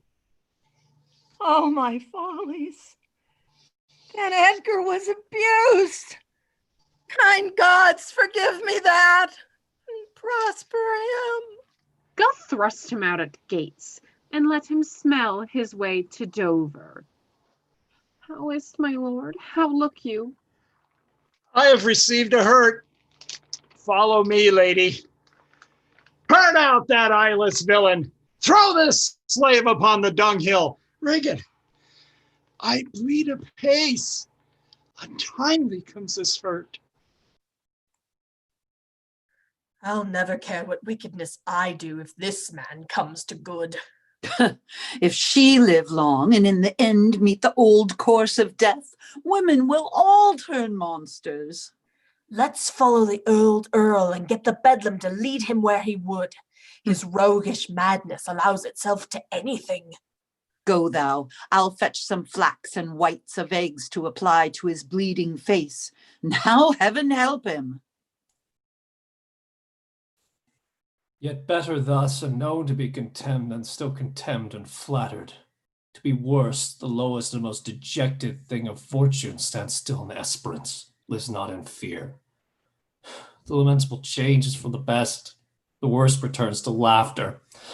Welcome then, thou unsubstantial air that I embrace. The wretch that thou hast blown into the worst owes nothing to thy blasts. But who comes here? My father, poorly led? World, oh world, without thy strange mutations would make us hate thee. Life should not yield to age. My good lord, I have been your tenant and your father's tenant these 80 years. Away, get thee away.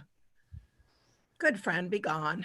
Thy comforts can do me no good at all. Thee they may hurt. You cannot see your way. I have no way, and therefore want no eyes. I stumbled when I saw. Full oft is seen, our means secure us, and our mere defects prove our commodities. Oh, dear son Edgar, the food of thy abused father's wrath. Might I but live to see thee in my touch, I'd say I had eyes again. How now? Who's there? Gods, who can say I'm not the worst? I'm worse than ever I was. 'Tis poor mad Tom. Worse I may be yet. The worst is not so long as we can say this is the worst. Fellow, where thou goest? Is it a beggar man? Madman and beggar too. He has some reason, else he could not beg. In last night's storm I such a fellow saw, which made me think a man a worm. My son came then into my mind, and yet my mind was then scarce friends with him. I have heard more since. As flies to wanton boys are we to the gods. They kill us for their sport.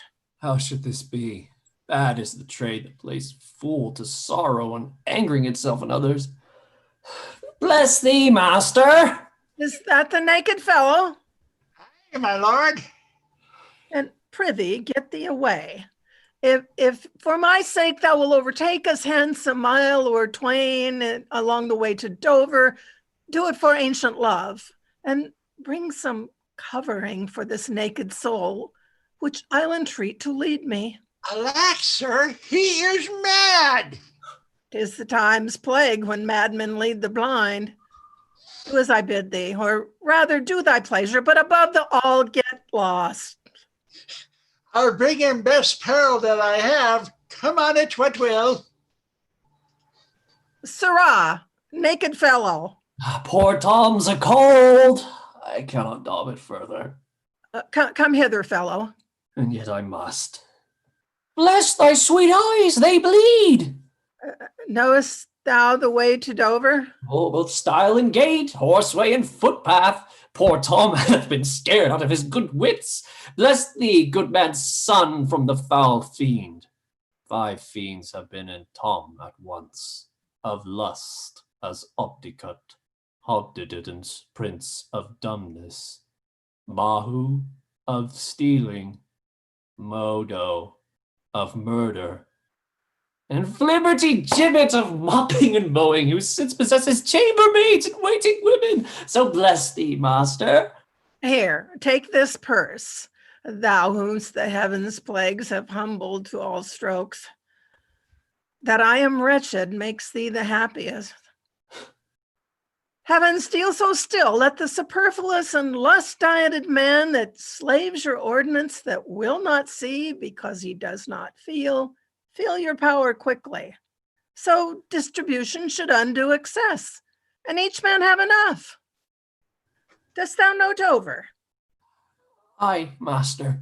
There is a cliff whose high and bending head looks fearfully to the confined deep.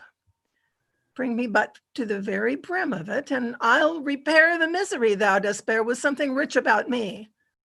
From that place I shall no leading need. Poor Tom shall lead thee.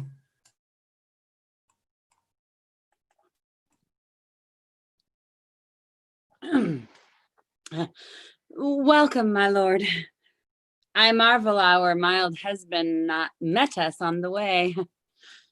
Now, where's your master? Madam, within, but never man so changed. I told him of the army that was landed. He smiled at it. I told him you were coming. His answer was the worse. Of Gloucester's treachery and of the loyal service of his son. When I informed him, then he called me sot, and told me I had turned the wrong side out. What most he should seems unpleasant to him. What he should dislike seem pleasant, what like offensive. Then you shall go no further. It is the cowish terror of his spirit that dares not undertake. He'll not feel wrongs which tie him to an answer. Our wishes on the way may prove effects. Back, Edmund, to my brother. Hasten his musters and conduct his powers. I must change names at home and give the distaff into my husband's hands. This trusty servant shall pass between us.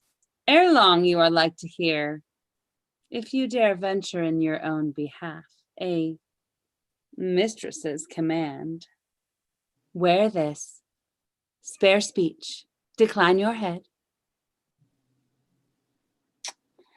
This kiss, if it durst speak, would stretch thy spirits up into the air. Conceive and fare thee well. Yours in the ranks of death. My most dear Gloucester. Oh, the difference of man and man. To thee a woman's services are due. My fool usurps my body. Madam, here comes my lord.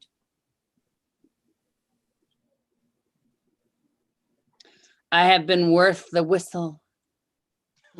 Oh, Goneril, you are not worth the dust which the rude wind blows in your face.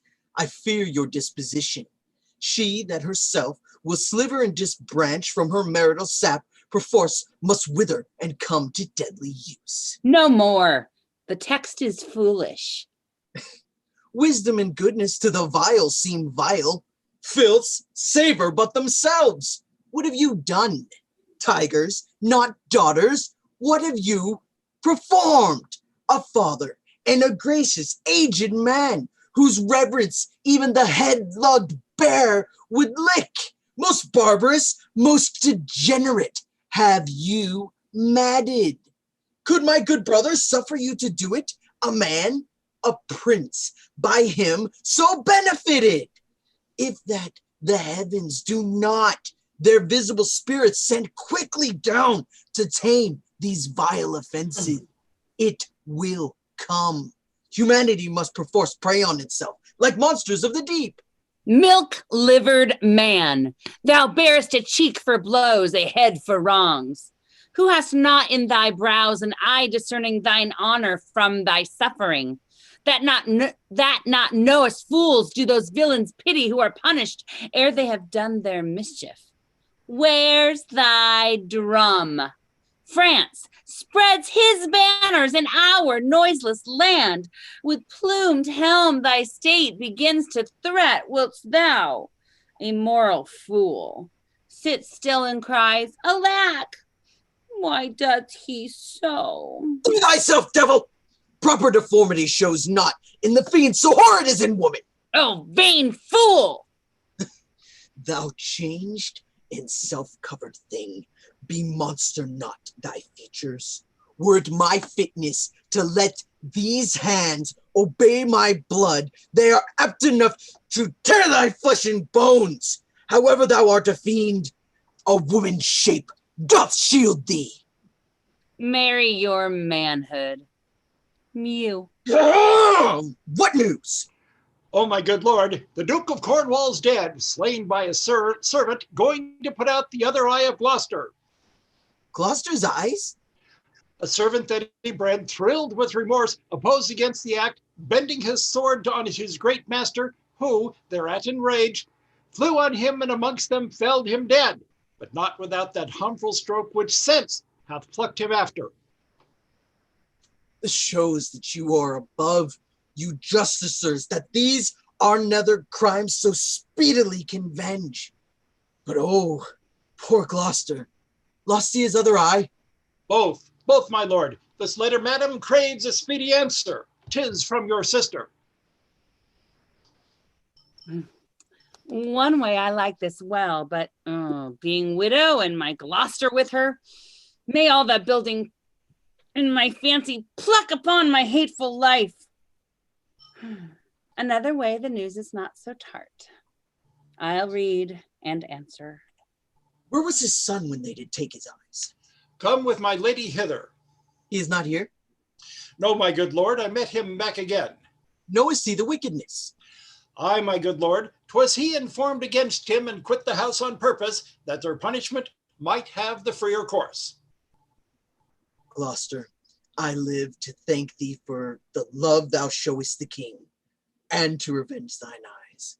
Come hither, friend, tell me what more thou knowest. Why the King of France is so suddenly gone back? Know you no reason? Something he left imperfect in the state, which since his coming forth is thought of, which imports to the kingdom so much fear and danger that his personal return was most required and necessary. Who hath he left behind him, general? The Marshal of France, Monsieur Lafar. Did your letters pierce the queen to any demonstration of grief? Aye, sir. She took them, read them in my presence, and now and then an ample tear trilled down her delicate cheek. Was this before the king returned? No, since. Well, sir, the poor distressed Lears in the town, who sometimes, in his better tune, remembers what we are come about, and by no means will yield to see his daughter. Why, good sir? A sovereign shame so elbows him, his own unkindness that stripped her from his benediction, turned her to foreign casualties, gave her dear rights to his dog-hearted daughters. These things sting his mind so venomously that burning shame detains him from Cordelia. Alack, poor gentleman. Of Albany's and Cornwall's powers you heard not? 'Tis so, they are afoot. Well, sir, I'll bring you to our master Lear and leave you to attend him. Some dear cause will in concealment wrap me up a while. When I am known aright, you shall not grieve lending me this acquaintance. I pray you, go along with me. Oh, alack, 'tis he. He was met even now, was mad as the vexed sea, singing aloud, crowned with rank fumiter and furrow weeds, with hardock, hemlock, nettles, cuckoo flowers, darnel, and all the idle weeds that grow in our sustaining corn. A century send forth, search every acre in the high-grown field and bring him to our eye. What can man's wisdom in restoring his bereaved senses? He that helps him take all my outward worth. Oh, you blessed secrets, all you unpublished virtues of the earth, spring with my tears, be aidant and remediate in the good man's distress. Seek for him, lest his ungoverned rage dissolve the life that wants the means to lead it. News, madam, the British powers are marching hitherward. 'Tis known before. Our preparation stands in expectation of them. Dear father, it is thy business that I go about. Therefore, great France, my mourning and importunate tears have pitied. No blown ambition doth our arms incite, but love, dear love, and our aged father's right. Soon may I hear and see him.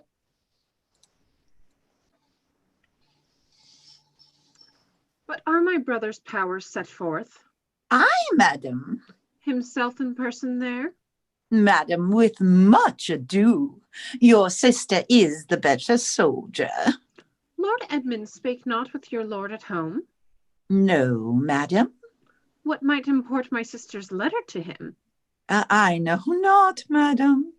Faith, he is posted hence on serious matter. It was great ignorance, Gloucester's eyes being out, to let him live. Where he arrives, all hearts against us. He moves all hearts against us.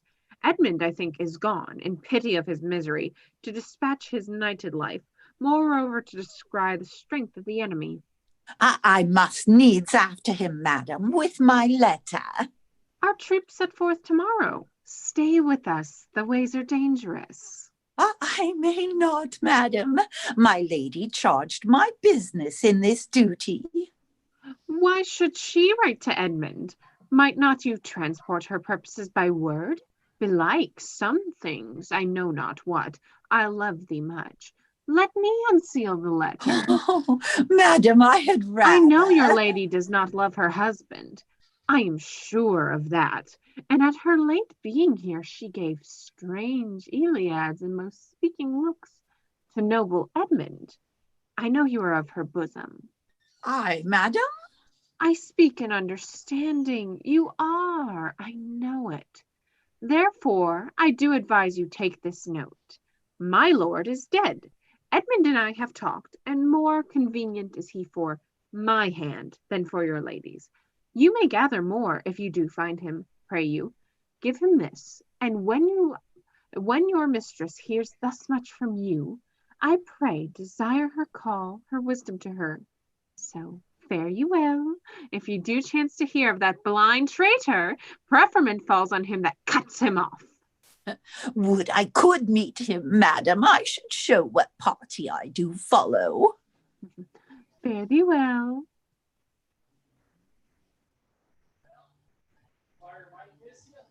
When shall I come to the top of that same hill? You do climb up it now. Look how we labor. Methinks the ground is even. Horrible steep. Hark, do you hear the sea? No, truly. Why then your other senses growing perfect by your eyes' anguish.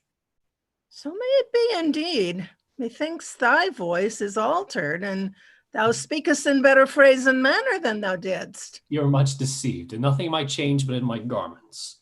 Methinks you're better spoken. Come on, sir. Here's the place. Stand still. Ugh. How fearful and dizzy it is to cast one's eyes so low. The crows and choughs that wing the midway air shall scarce as gross as beetles. The fishermen that walk upon the beach appear like mice, almost too small for sight. The murmuring surge cannot be heard so high. I'll look no more, lest my brain turn and the deficient sight topple down headlong. Set me where you stand. You are now within a foot of the extreme verge. For all beneath the moon would I not leap upright. Here, friends, another purse, and a jewel well worth a poor man's taking. Fairies and gods prosper it with thee. Go thou farther off, bid me farewell, and let me hear thee going. Now fare you well, good sir. With all my heart. Why I do trifle thus with his despair is done to cure it.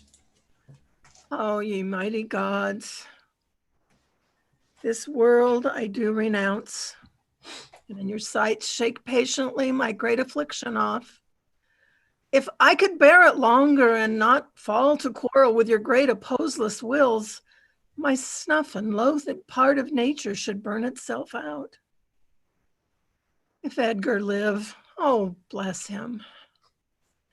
Now, fellow, fare thee well. Gone, sir. Farewell. Yet I know not how conceit may rob the treasury of life when life itself yields to the theft. Had he been where he thought, by this had thought been past. Alive or dead, Oh, you, sir. Friend, hear you. Sir, speak. That's what he passed indeed. Yet he revives. What are you, sir? Away, and let me die. Hadst thou aught but gossamer feathers, sir, so many fathom down precipitating, thou'rt shivered like an egg, but thou dost breathe, hast heavy substance, bleedst not, speakst, art sound. 10 masts at each make not the altitude which thou hast perpendicularly fell. Thy life's a miracle. Speak yet again. But have I fallen or no? From the dread summit of this chalky burn, look up a height. The shrill-gorged lark cannot be seen nor heard. Do but look up. Alack, I have no eyes. Is wretchedness deprived that benefit to end itself by death? 'Twas yet some comfort when misery could beguile the tyrant's rage and frustrate his proud will. Up. So how is it? Feel you your legs? You stand? Too well. This is above all strangeness. Upon the crown of the cliff, what thing was that which parted from you? A poor, unfortunate beggar. As I stood here below, methought his eyes were 2 full moons. He had 1,000 noses, horns whelked and waved like the enraged sea. It was some fiend. Therefore, thou happy father, think that the clearest gods who make them honors of men's impossibilities have preserved thee. I do remember now. Henceforth I'll bear affliction till it cry out itself, enough, enough, and die. That thing you speak of, I took it for a man. Often would say, the fiend, the fiend. He led me to that place.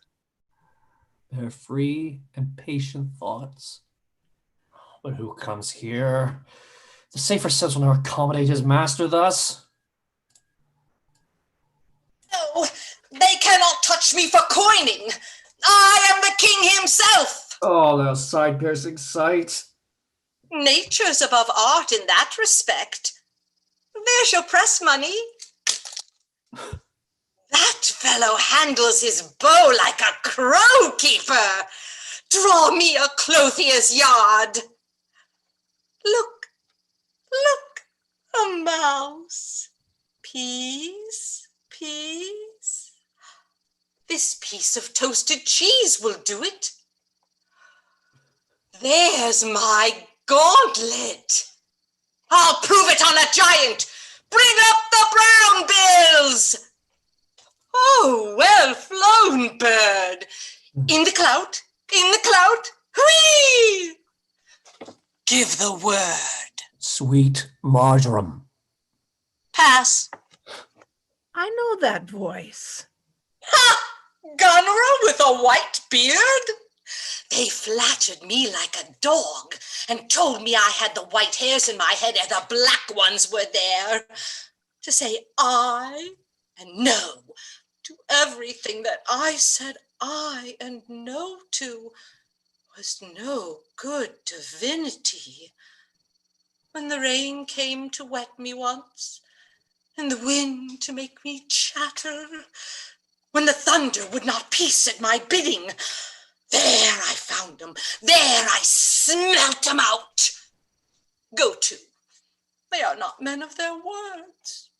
They told me I was everything. 'Tis a lie. I am not ague-proof. The trick of that voice I do well remember. Is it not the king? Aye, every inch a king. When I do stare, you see how the subject quakes. I pardon that man's life. What was thy cause? Adultery? Thou shalt not die. Die for adultery? No! Let copulation thrive. For Gloucester's bastard son was kinder to his father than my daughters got between the lawful sheets. To it! Luxury! Pell-mell! For I lack soldiers. Behold yon simpering dame, whose face between her forks presages snow. and minces virtue, and does shake the head to hear of pleasure's name. There's hell, there's darkness, there is the sulphurous pit, burning, scalding, stench, consumption, fie, fie, fie, pah, pah. Give me an ounce of civet, good apothecary, sweeten my imagination. There's money for thee. Let me kiss that hand. Let me wipe it first. It smells of mortality. Oh, ruined piece of nature. This great world shall so wear out to naught. Dost thou know me? I remember thine eyes well enough. Dost thou squinny at me? No, do thy worst, blind Cupid, I'll not love. Read thou this challenge. Mark but the penning of it. Were all thy letters sons I could not see? I would not take this from report. It is, and my heart breaks at it. Read! What, with a case of eyes? Oh, ho, are you there with me? No eyes in your head, no money in your purse. Your eyes are in a heavy case, your purse in a light. Yet you see how this world goes. I see it feelingly. What, art mad? A man may see how this world goes with no eyes. Look with thine ears. See how yon justice rails upon yon simple thief. Hark in thine ear, change places, and handy-dandy, which is the justice, which is the thief? Thou hast seen a farmer's dog bark at a beggar? Aye, sir. And the creature run from the cur? There thou mightst behold the great image of authority. A dog's obeyed in office. Thou rascal beetle, hold thy bloody hand! Why dost thou lash that whore? Strip thine own back, thou hotly lust to use her in that kind for which thou whipp'st her! Get thee glass eyes, and like a scurvy politician, seem to see the things thou dost not. Now, pull off my boots, harder, harder. Ah, so. Oh, matter and impertinency mixed, reason and madness. If thou will weep my fortunes, take my eyes. I know thee well enough. Thy name is Gloucester. We must be patient. We come crying hither. Thou know'st the first time that we smell the air, we wail and cry. I will preach to thee, mark. Alack the day. When we are born, we cry that we are come to this great stage of fools. 'Tis a good block. It were a delicate stratagem to shoe a troop of horse with felt. I'll put it in the proof. And when I have stolen upon these son-in-laws, then kill.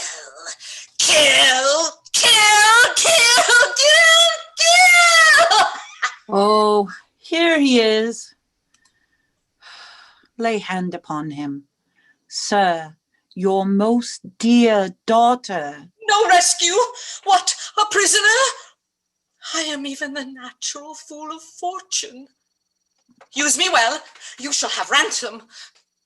Let me have surgeons. I am cut to the brains. You shall have anything. No seconds. All myself. Why, this would make a man of salt. To use his eyes for garden water pots, aye, and laying autumn's dust. I will die bravely, like a smug bridegroom. What? I will be jovial. Come, I am a King Masters, you know that. You are a royal one, and we obey you. There's life in it. Come, and you get it. You shall get it by running! Sir, sir, sir, sir! A sight most pitiful in the meanest wretch, past speaking of in a king. Thou hast a daughter who redeems nature from the general curse which twain have brought her to. Hail, gentle sir. Sir, speed you. What's your will? Do you hear aught, sir, of a battle toward? Most sure and vulgar. Everyone hears that which can distinguish sound. But by your favor, how near's the other army? Near and on speedy foot. The main descry stands on the hourly thought. I thank you, sir. That's all. Though that the queen on special cause is here, her army has moved on. I thank you, sir. You ever gentle gods, take my breath from me. Let not my worser spirit tempt me again to die before you, please. Well, pray you, father. Now, good sir, what are you? A most poor man, made tame to fortune's blows, who by the art of known and feeling sorrows am pregnant to good pity. I'll lead you to some biding. Hearty thanks. Thy bounty and the benison of heaven to boot and boot.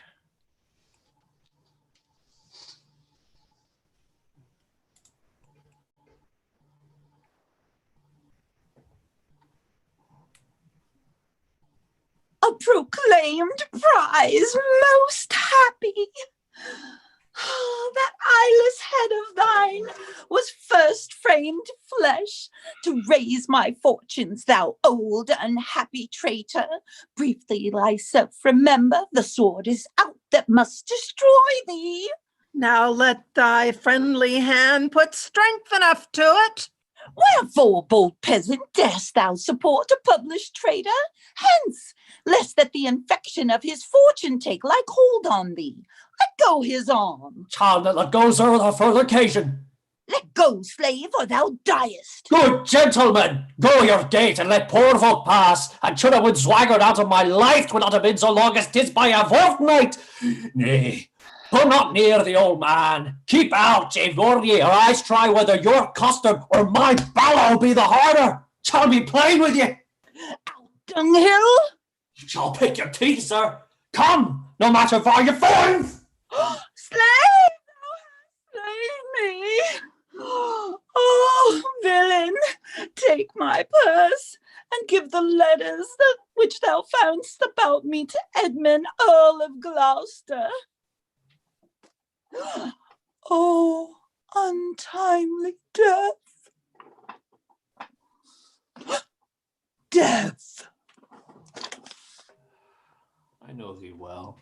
A serviceable villain, as duteous to the vices of thy mistress as badness would desire. What, is he dead? Sit you down, father. Rest you. Let's see these pockets. Letters that he speaks of may be my friends. He's dead. I'm only sorry he had no other deathsman. Let us see. Leave gentle wax, manners blame us not. To know our enemies' minds, we rip their papers. Hearts be more lawful. Let our reciprocal vows be remembered. You have many opportunities to cut him off. If your will want not, time and place will be fruitfully offered. There's nothing done if he return the conqueror. Then am I the prisoner, and his bed my jail. From the loathed warmth whereof deliver me and supply the place for your labor. Your wife, so I would say affectionate servant, and for you, her own for venture, Goneril. Indistinguished space of woman's will, a plot upon her virtuous husband's life, and the exchange, my brother. For him, 'tis well that of thy death and business I can tell. The king is mad. How stiff is my vile sense that I stand up and have ingenious feeling. Better I were distract.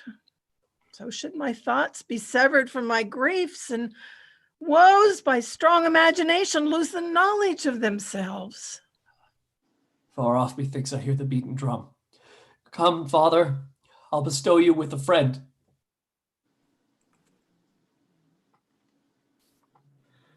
O thou good Kent, how shall I live and work to match thy goodness? My life will be too short, and every measure fail me. To be acknowledged, madam, is o'erpaid. All my reports go with the modest truth, nor more, nor clipped, but so. Be better suited. These weeds are memories of those worser hours. I prithee, put them off. Pardon, dear madam, yet to be known shortens my made intent. My boon I make it that you know me not, till time and I think meet. Then be it so, my good lord. How does the king? Madam, still sleeps. Oh, you kind gods, cure this great breach in his abused nature. The untuned and jarring senses, oh, wind up of this child-changed father. So please your majesty that we may wake the king. He hath slept long. Is he arrayed? Aye, madam. In the heaviness of sleep, we put fresh garments on him. Be by, good madam, when we do awake him.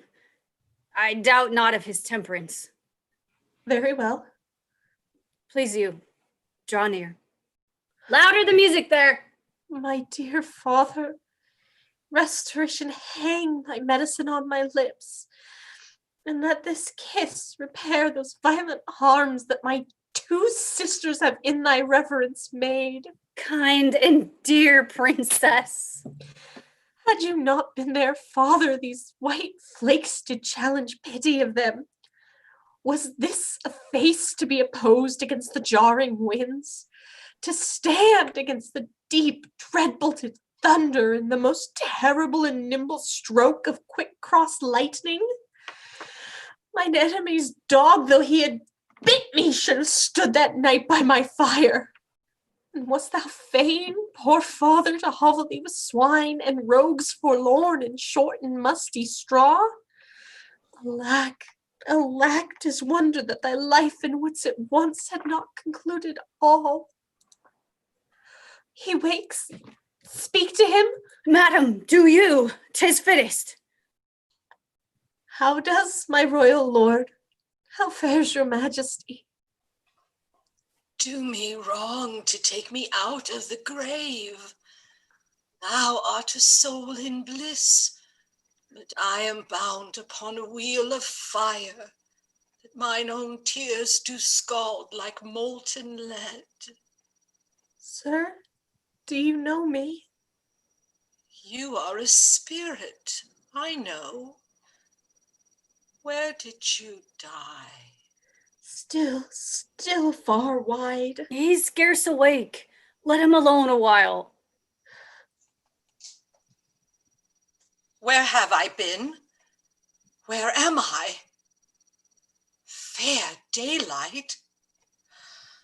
I am mightily abused. I should e'en die with pity to see another thus. I know not what to say. I will not swear these are my hands. Let's see. I feel this pinprick. I would I were assured of my condition. Look upon me, sir, and hold your hand in benediction o'er me. No, sir, you must not kneel. Pray, do not mock. I am very foolish, fond old man, and to deal plainly, I fear I am not in my perfect mind. Methinks I should know you, and know this man, yet I am doubtful, for I am mainly ignorant what place this is. And all the skill I have remembers not these garments, nor do I know where I did lodge last night. Do not laugh at me, for as I am a man, I think this lady to be my child, Cordelia. And so I am. I am. Your tears wet? Yes, faith. I pray, weep not. If you have poison for me, I will drink it. I know you do not love me, for your sisters have, as I do remember, done me wrong. You have some cause. They have not. No cause. No cause. Am I in France? In your own kingdom, sir. Do not abuse me. Be comforted, good madam. The great rage you see is killed in him, and yet it is danger to make him even o'er the time he has lost. Desire him to go in. Trouble him no more till further settling. Will it please your highness walk? You must bear with me. Pray you now, forget and forgive. I am old and foolish. Holds it true, sir, that the Duke of Cornwall was so slain? Most certain, sir. Who is conductor of his people? As 'tis said, the bastard son of Gloucester. They say Edgar, his banished son, is with the Earl of Kent in Germany. Report is changeable. 'Tis time to look about. The powers of the kingdom approach apace. The arbitrament is like to be bloody. Fare you well, sir. My point and period will be thoroughly wrought, or well or ill, as this day's battle fought. Now, sweet lord. Now, sweet lord, you know the goodness I intend upon you. Tell me but truly, but then speak the truth. Do you not love my sister? In honored love. But have you never found my brother's way to the forfended place? That thought abuses you. I am doubtful that you have been conjunct and bosomed with her as far as we call hers. No, by mine honor, madam. I never shall endure her. Dear my lord, be not familiar with her. Fear me not. She and the Duke her husband. I had rather lose the battle than that sister should loosen him and me. A very loving sister, well bemet. Sir, this I heard. The king is come to his daughter, with others whom the rigor of our state forced to cry out. Where I could not be honest, I never yet was valiant. For this business, it touches us as France invades our lands. Not bolds the king, with others whom I fear most just and heavy causes make oppose. Sir, you speak nobly. Why is this reasoned? Combine together against the enemy, for these domestic and particular broils are not the question here. Then let's determine with the ancients of war on our proceedings. I shall attend you presently at your tent. Sister, you'll go with us? No. 'Tis most convenient. Pray, go with us. I know the riddle. I will go. Ere your grace had speech with man so poor, hear me one word. I'll overtake you. Speak. Before you fight the battle, ope this letter. If you have victory, let the trumpet sound for him that brought it. Fortune love you. But stay till I have read the letter. I was forbid it. When time shall serve, let but the herald cry, and I'll appear again. Why, fare thee well. I will overlook thy paper. The enemy's in view. Draw upon your powers. Here is the guest of their true strength and forces by diligent discovery, but your haste is now urged upon you. We will greet the time. To both these sisters have I sworn my love, each jealous of the other as the stung are of the adder. What a shit. Which of them shall I take? Both? One? Or neither? Neither can be enjoyed if both remain alive. To take the widow exacerbates, makes mad her sister Goneril. And hardly shall I carry out my side, her husband being alive. Now then, we'll use his countenance for the battle, which, being done, let her who will be rid of him devise his speedy taking off. As for the mercy which he intends to Lear and to Cordelia, the battle done, and they within our power, shall never see his pardon. For my state stands on me to defend, not to debate.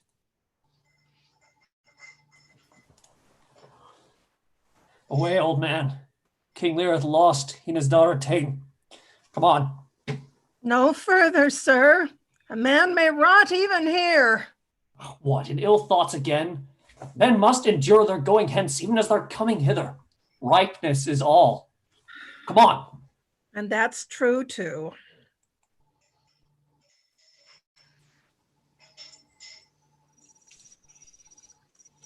Some officers take them away, good guard until the greater pleasures first be known that are to censure them. We are not the first who with best meaning have incurred the worst. For thee, oppressed king, I am cast down. Myself could else outfrown false fortune's frown. Shall we not see these daughters and these sisters? No, no, no, no. Come, let's away to prison. We two alone will sing like birds in the cage. When thou dost ask me blessing, I'll kneel down and ask of thee forgiveness. So we'll live and pray and sing and tell old tales and laugh at gilded butterflies and hear poor rogues talk of court news. And we'll talk with them too, who loses and who wins, who's in, who's out, and take upon us the mystery of things as if we were God's spies. And we'll wear out in a walled prison packs and sects of great ones that ebb and flow by the moon. Take them away. Upon such sacrifices, my Cordelia, the gods themselves throw incense. Have I caught thee? He that parts us shall bring a brand from heaven and fire us hence like foxes. Wipe thine eyes. The good years shall devour them, flesh and fell, ere they shall make us weep. We'll see 'em starved first. Come. Come hither, Captain. Hark. Take thou this note. Go follow them to prison. One step I have advanced thee. If thou dost as this instructs thee, thou dost make thy way to noble fortunes. Know thou this, that men are as the time is. To be tender-minded does not become a sword. Thy great employment will not bear question. Either say thou do it, or thrive by other means. About it, and right happy when thou hast done. Mark, I say instantly, and carry it so as I have set it down. Sir, you have showed today your valiant strain, and fortune led you well. You have the captives that were the opposite of this day's strife. I do require them of you, so to use as we shall find their merits and our safety may equally determine. Sir, I thought it fit to send the old and miserable king to some retention and appointed guard, whose age had charms in it, whose title more, to pluck the common bosom on his side and turn our impressed lances in our eyes, which do command them. With him I sent the queen, my reason all the same, and they are ready tomorrow or at further space to appear where you shall hold your session. At this time we sweat and bleed. The question of Cordelia and her father requires a fitter place. Sir, by your patience, I hold you but a subject of this war, not as a brother.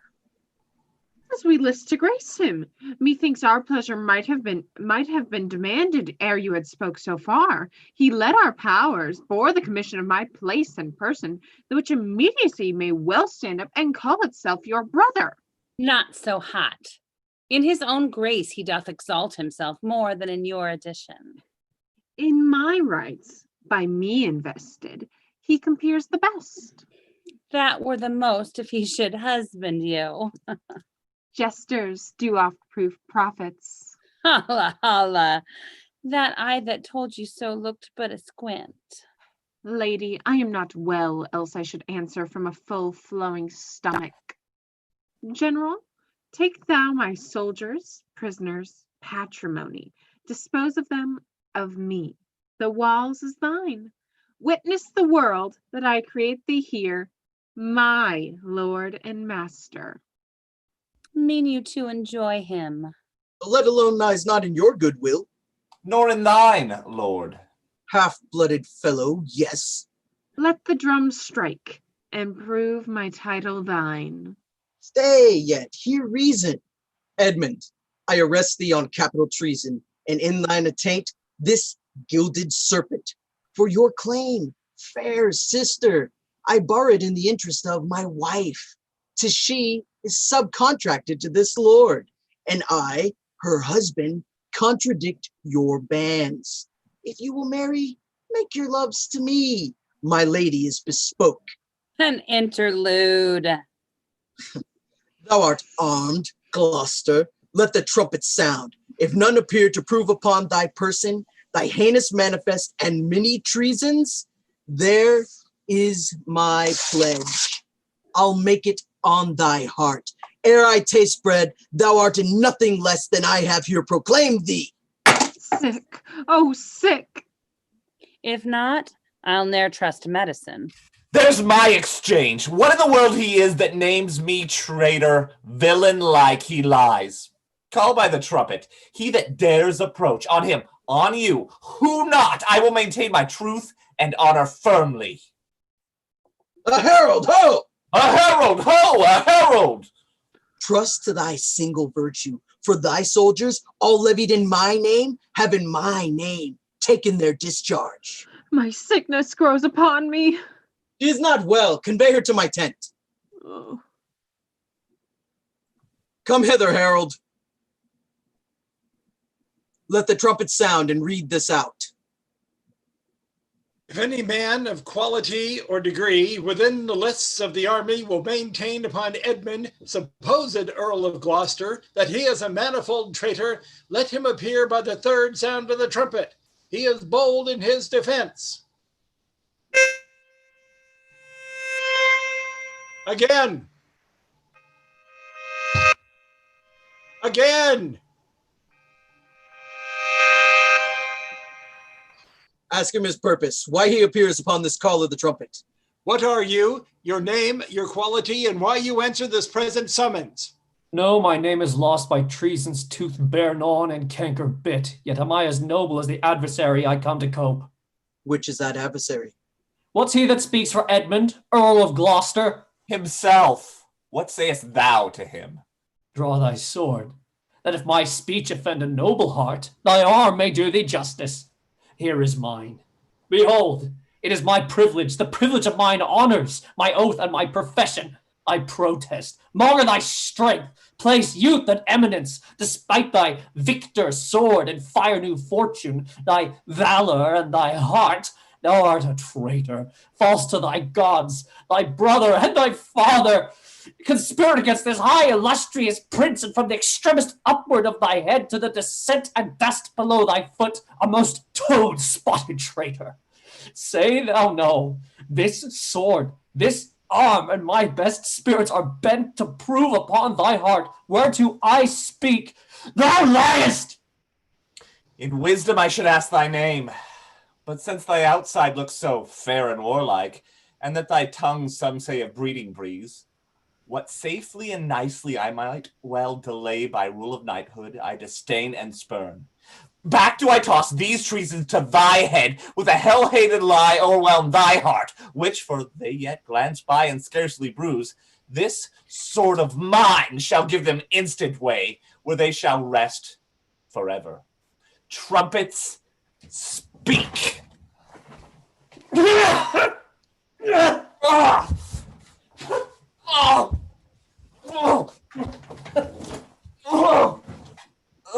Save him! Save him! This is practice, Gloucester. By the law of war, thou wast not bound to answer an unknown opposite.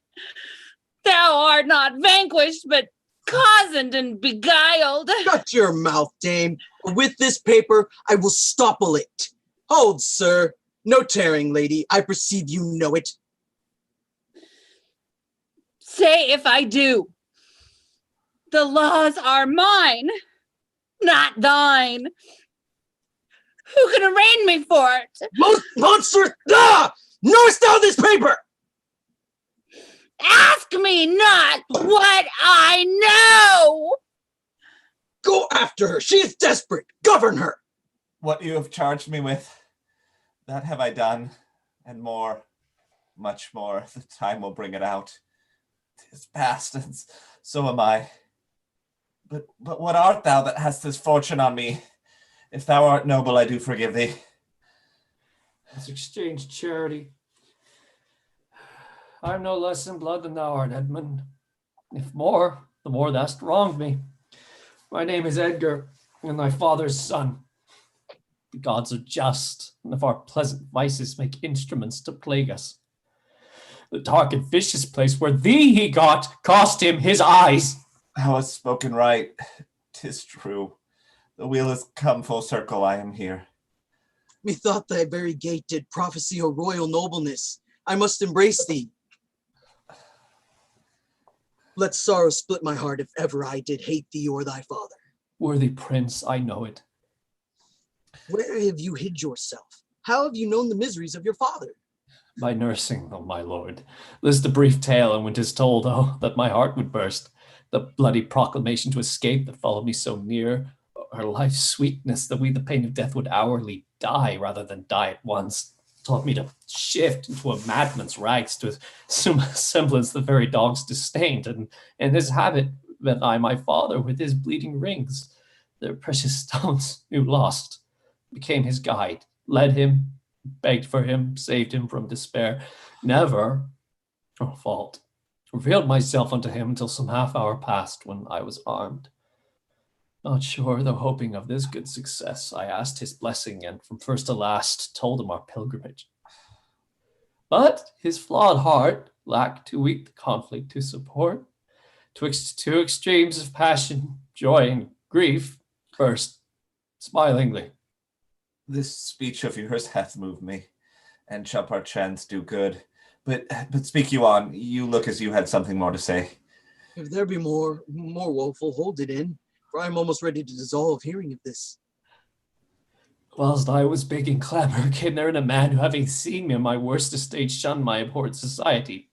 But then, finding who 'twas that so endured, fastened on my neck and bellowed out as he'd burst heaven, threw him on my father, told him most piteous tale of Lear and him that ever ear received. Twice then the trumpet sounded, and there I left him tranced. But who is this? Kent, sir, the banished Kent, who in disguise followed his enemy king and did him service improper for a slave. Oh, is this he? The time will not allow the compliment which very manners urges. I am come to bid my king and master a good night. Is he not here? Great thing for us to forget. Speak, Edmund. Where's the king, and where's Cordelia? Oh, seest thou this object, Kent? Alack, why thus? Yet Edmund was beloved. The one the other poisoned for my sake, and after slew herself. Even so, cover her face. I pant for life. Some good I mean to do, despite of mine own nature. Quickly send, be brief in it to the castle, for my writ is on the life of Lear and on Cordelia. Nay, send in time. Run, run, oh, run! To whom, my lord? Who has the office? Send thy token of reprieve. Well thought on. Take my sword. Give it to the captain. Haste thee for thy life. He hath commission from thy wife and me to hang Cordelia in the prison, and to lay the blame upon her own despair that she forbid herself. The gods defend her! Bear him hence a while. Oh! Oh! Oh! Oh! You are men of stones! Had I your tongues and eyes, I'd use them so that heaven's vault should crack. She's gone forever. I know when one is dead and when one lives. She's dead as earth. Lend me a looking glass. If that her breath will mist or stain the stone, why then she lives. Is this the promised end? Or image of that horror? Fall and cease. His feather stirs. She lives. If it be so, it is a chance which does redeem all sorrows that ever I have felt. Oh, my good master. Prithee away. 'Tis noble Kent, your friend. A plague upon you, murderers, traitors all! I might have saved her. Now she's gone forever. Cordelia, Cordelia, stay a while. Ha! What is it thou sayest? Her voice was ever soft, gentle, and low, an excellent thing in woman. I killed the slave that was a-hanging thee. I have seen the day with my good biting falchion. I would have made him skip. I am old now, and these same crosses spoil me. Who are you? Mine eyes are not the best, I'll tell you straight. If fortune brag of two she loved and hated, one of them we behold. This is a dull sight. Are you not Kent? The same, your servant Kent. Where is your servant Caius? He's a good fellow, I can tell you that. He'll strike, and quickly too. He's dead and rotten. No, my good lord, I am the very man. I'll see that straight. That from your first of difference and decay have followed your sad steps. You are welcome hither. Nor no man else. All's cheerless, dark, deadly. Your eldest daughters have fordone themselves and desperately are dead. Aye, so I think. He knows not what he says. In vain is it that we present us to him. Very bootless. Edmund is dead, my lord. That is but a trifle here. You lords and noble friends know our intent. What comfort to this great decay may come shall be applied. For us, we will resign during the life of this old majesty. To him, our absolute power. You to your rights, with boot in such addition as your honors have more than merited. All friends shall taste the wages of their virtue, and all foes the cup of their deservings. Oh, see! And my poor fool is hanged. No life. Why should a dog, a horse, a rat have life, and thou no breath at all? Thou'lt come no more. Never.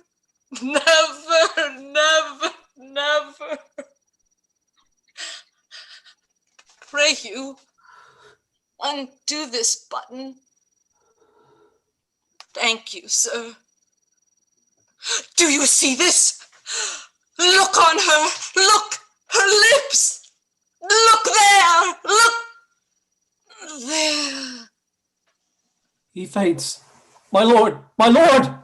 Break, heart, I prithee, break! Look up, my lord! Vex not his ghost! Oh, let him pass! He hates him that would upon the rack of this tough world stretch him out longer. He is gone indeed. The wonder is he hath endured so long. He but usurped his life.